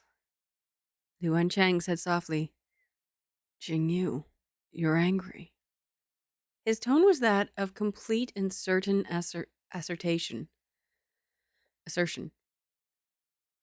Lin Qingyu said calmly, I'm not. He wasn't being duplicitous. He was indeed not angry now. He simply didn't feel like talking. Is it because I laze around too much in bed and now I've made you angry? Lu Wancheng went around Lin Qingyu, sticking his head to look around him. Then I won't sleep anymore, okay? Lin Qingyu chuckled. You? Impossible. Lu Wancheng was also very self-aware. It doesn't seem quite likely. Then what will get you to cheer up? Lu Wancheng sat down next to him, resting his chin on the table and looking at him. I could let you touch my abs. Oh, no, I don't have any abdominal muscles now. Then I could let you pat my head? He said as he moved his head closer. Lin Qingyu covered his eyes with one hand and pushed Lu Wancheng away with the other. Just let me be alone, okay? Lu Wancheng agreed, though he was very reluctant to do so. All right, but remember to eat something. As soon as Lu Wancheng walked out of the study, Huan Tong immediately came up to him. Young Master Hou? How is he? Lu Wancheng shook his head. Huan Tong was a little anxious. What's the matter with young Master? He hasn't eaten anything all day. Lu Wancheng thought for a while and said, It's probably not about me. Otherwise, he would have immediately told me to take a hike back there. By the way, when is the Imperial Medical Office going to post the list of passers? Hua Tong had a sudden realization. It's today! Sure enough. Lu Wancheng looked back at the thin silhouette in the window. This is difficult. It definitely won't be easy to coax him. Huan Tong was weighed down with worry. What should we do then? What can we do? Lu Wancheng said lazily. I'm going back to sleep. Huan Tong was greatly disappointed. How could young Master Hou be like this? You are too eager to retreat in the face of difficulties. Lu Wancheng tapped on Huan Tong's head. Believe me, your young master just wants to be left alone right now. So let's not bother him. Besides, I believe he can adjust his mood by himself. Lin Qingyu breathed a sigh of relief when he heard the footsteps moving further away.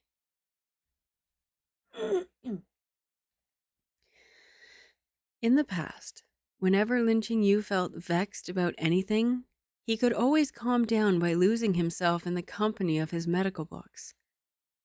But now he tried to stare at every word in the book, but couldn't get in the mood. He was feeling impatient, rash, reckless, unable to sit still. He couldn't get his heart to settle down. Lin Qingyu left the Bluin Pavilion by himself, walking aimlessly around the mansion. The garden was covered in fallen leaves. They all knew too well that autumn had arrived. When he first arrived at the Hou mansion, it had been snowing. Charcoal braziers had been burning inside the mansion, but in the blink of an eye, more than half a year had passed. Nan'an Hou was often out, and both Lu Chaosong and Liang Shi were recuperating behind closed doors. Lu Nantao was warily rushing between both sickbeds. Before he knew it, he had become the true master of the Hou mansion. The servants were both respectful and fearful in his presence. No one seemed to remember his base humiliation marrying into the Hu mansion as a male wife through a Chengxi. Lin Qingyu looked up at the tall vermilion-colored wall stretching out in all directions. It was like he could still hear the cry of the hawkers from outside. That lovely scene. What a lovely scene it must be at the entrance of the Imperial Medical Office, 4 streets away from the Hu mansion. His former classmates, those who were inferior to him, those who were jealous of him, were they all standing in front of that list, searching for their names with both fear and anticipation? If his heart hadn't gone soft with compassion for Lu Wancheng, letting him live for half a year more, where would he be at this moment? As the autumn wind blew, Lin Qingyu spread out his hand, letting the sweet-scented osmanthus fall into his palm. He made a wish. He was willing to fast for 7 whole days in exchange for the people he detested to fall off that list. That's right. This was the kind of petty person he was. He simply couldn't bear seeing the people he hated live better than he did. Fuck, he's my spirit animal. Lin Qingyu imagined 10 Qi Ji's expression as he failed once again and felt a little better. Suddenly, there was a rush of footsteps behind him. He turned around and saw Hua Tong running toward him out of breath. "Young master, it's a time to celebrate!" "What is there for me to celebrate?" Ten Qi Ji failed the exam! Lin Qingyu was surprised. Huan Tong said excitedly, "In addition to 10 Qingji's, there's also Wang Gunzi. There's also Wang Gunzi, who said you look like a woman, and Liang Gunzi, who slandered you, saying you cheat on the quizzes. Young master, all of them failed the exam. Isn't this a cause for celebration?" It was only then that Lin Qingyu came back to his senses. "Did you go to the Imperial Medical Office?" "Yes, I went to see the list released by the Imperial Medical Office." "Who asked you to go?" As soon as Lin Qingyu finished asking, he already knew the answer in his heart. "It was young Master Hou," Huan Tong said. "He said young master would surely want to hear it." Lin Qingyu was experiencing a complicated feeling he couldn't put in words. Why did Lu Wancheng know even these secrets? Even these secret and vicious thoughts of his? Just who was he? Lin Qingyu threw down the sweet-scented osmanthus in his hand. "Let's go back." Returning to the Blue Wind Pavilion, Lin Qingyu instinctively looked for Lu Wancheng's figure. Though Lin Qingyu didn't see him, he heard a clear whistle like the cry of an oriole. Following the sound of the whistle, he saw Lu Wancheng sitting on the porch with his back leaning against the railing. His posture, as always, was lazy and casual. When their eyes met, Lu Wancheng lowered the hand he had by his lips that he'd used to whistle. The final note of the whistle seemed to carry a smile. "You're back. Come and eat." The young man leaned against the porch railing. He smiled, free from any worry of this mortal world. Lin Qingyu thought to himself, he gave up a once in 3-year exam in exchange for half a year of life for this person in front of him. No matter how he thought of it, he had lost out. Fortunately, that whistle of Lu Wancheng's had been pretty good. It seemed It wasn't a complete loss. Then Qingyu smiled, as faint as the moon in the sky. All right. All right. And that's it. That's it. That's it. Holy shit. Do we know the name? Do we get Disney? Anyway, spoilers. No spoilers. We don't do spoilers. Alrighty. Ghosty, you still with me? I gotta close some of these pages. I got so much crap on here open. Alrighty, so that's it. I love that it's them against the world. And this scene here of Lin Qingyu walking back and seeing Lu Wancheng just kind of sitting against the porch rail, or against the house, sitting on the porch, leaning against the house or whatever. I can picture that. I can imagine that. That sounds like something like very easily done in a movie. I'm here. Good night. 'Twas fun. Alrighty, you off to bed. You have a good night. Busy stopping cat from climbing. Oh, good luck with that. Yes. I had to stop my cat today from eating rhubarb pie. Yes, real thing. We actually had to put a grate over top of it, and he tried to move the grate so that he could get to the pie. Really? What are you staring at? You're acting weird. You okay? I don't know if you are. I'm gonna check you. All right. So good night, Ghosty, and we will see you, remember, on Monday. And of course, in the Discord, we'll be chatting.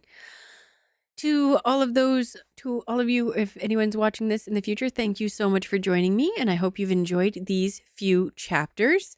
Once again, I will be live streaming again, starting with chapter 24 next Monday. So that's Monday, May the 23rd. Monday, May the 23rd. So yeah, that's it. That's all. And thank you so much for joining me. And hopefully maybe next time. Oh no, not next time. But maybe next Wednesday, maybe I might have some things sorted and be able to get some music up, and we'll maybe figure something out. That would be nice. Alrighty. That's it. That's all. I have such a hard time signing off. I used to have an intro that I used for intros and outros, and it doesn't work because YouTube counts it as copyright, even though I paid for the fucking thing. So that doesn't work. Yeah. So that's it. That's all. Thank you so much for joining me, and good night. Good night. From you and I, good night.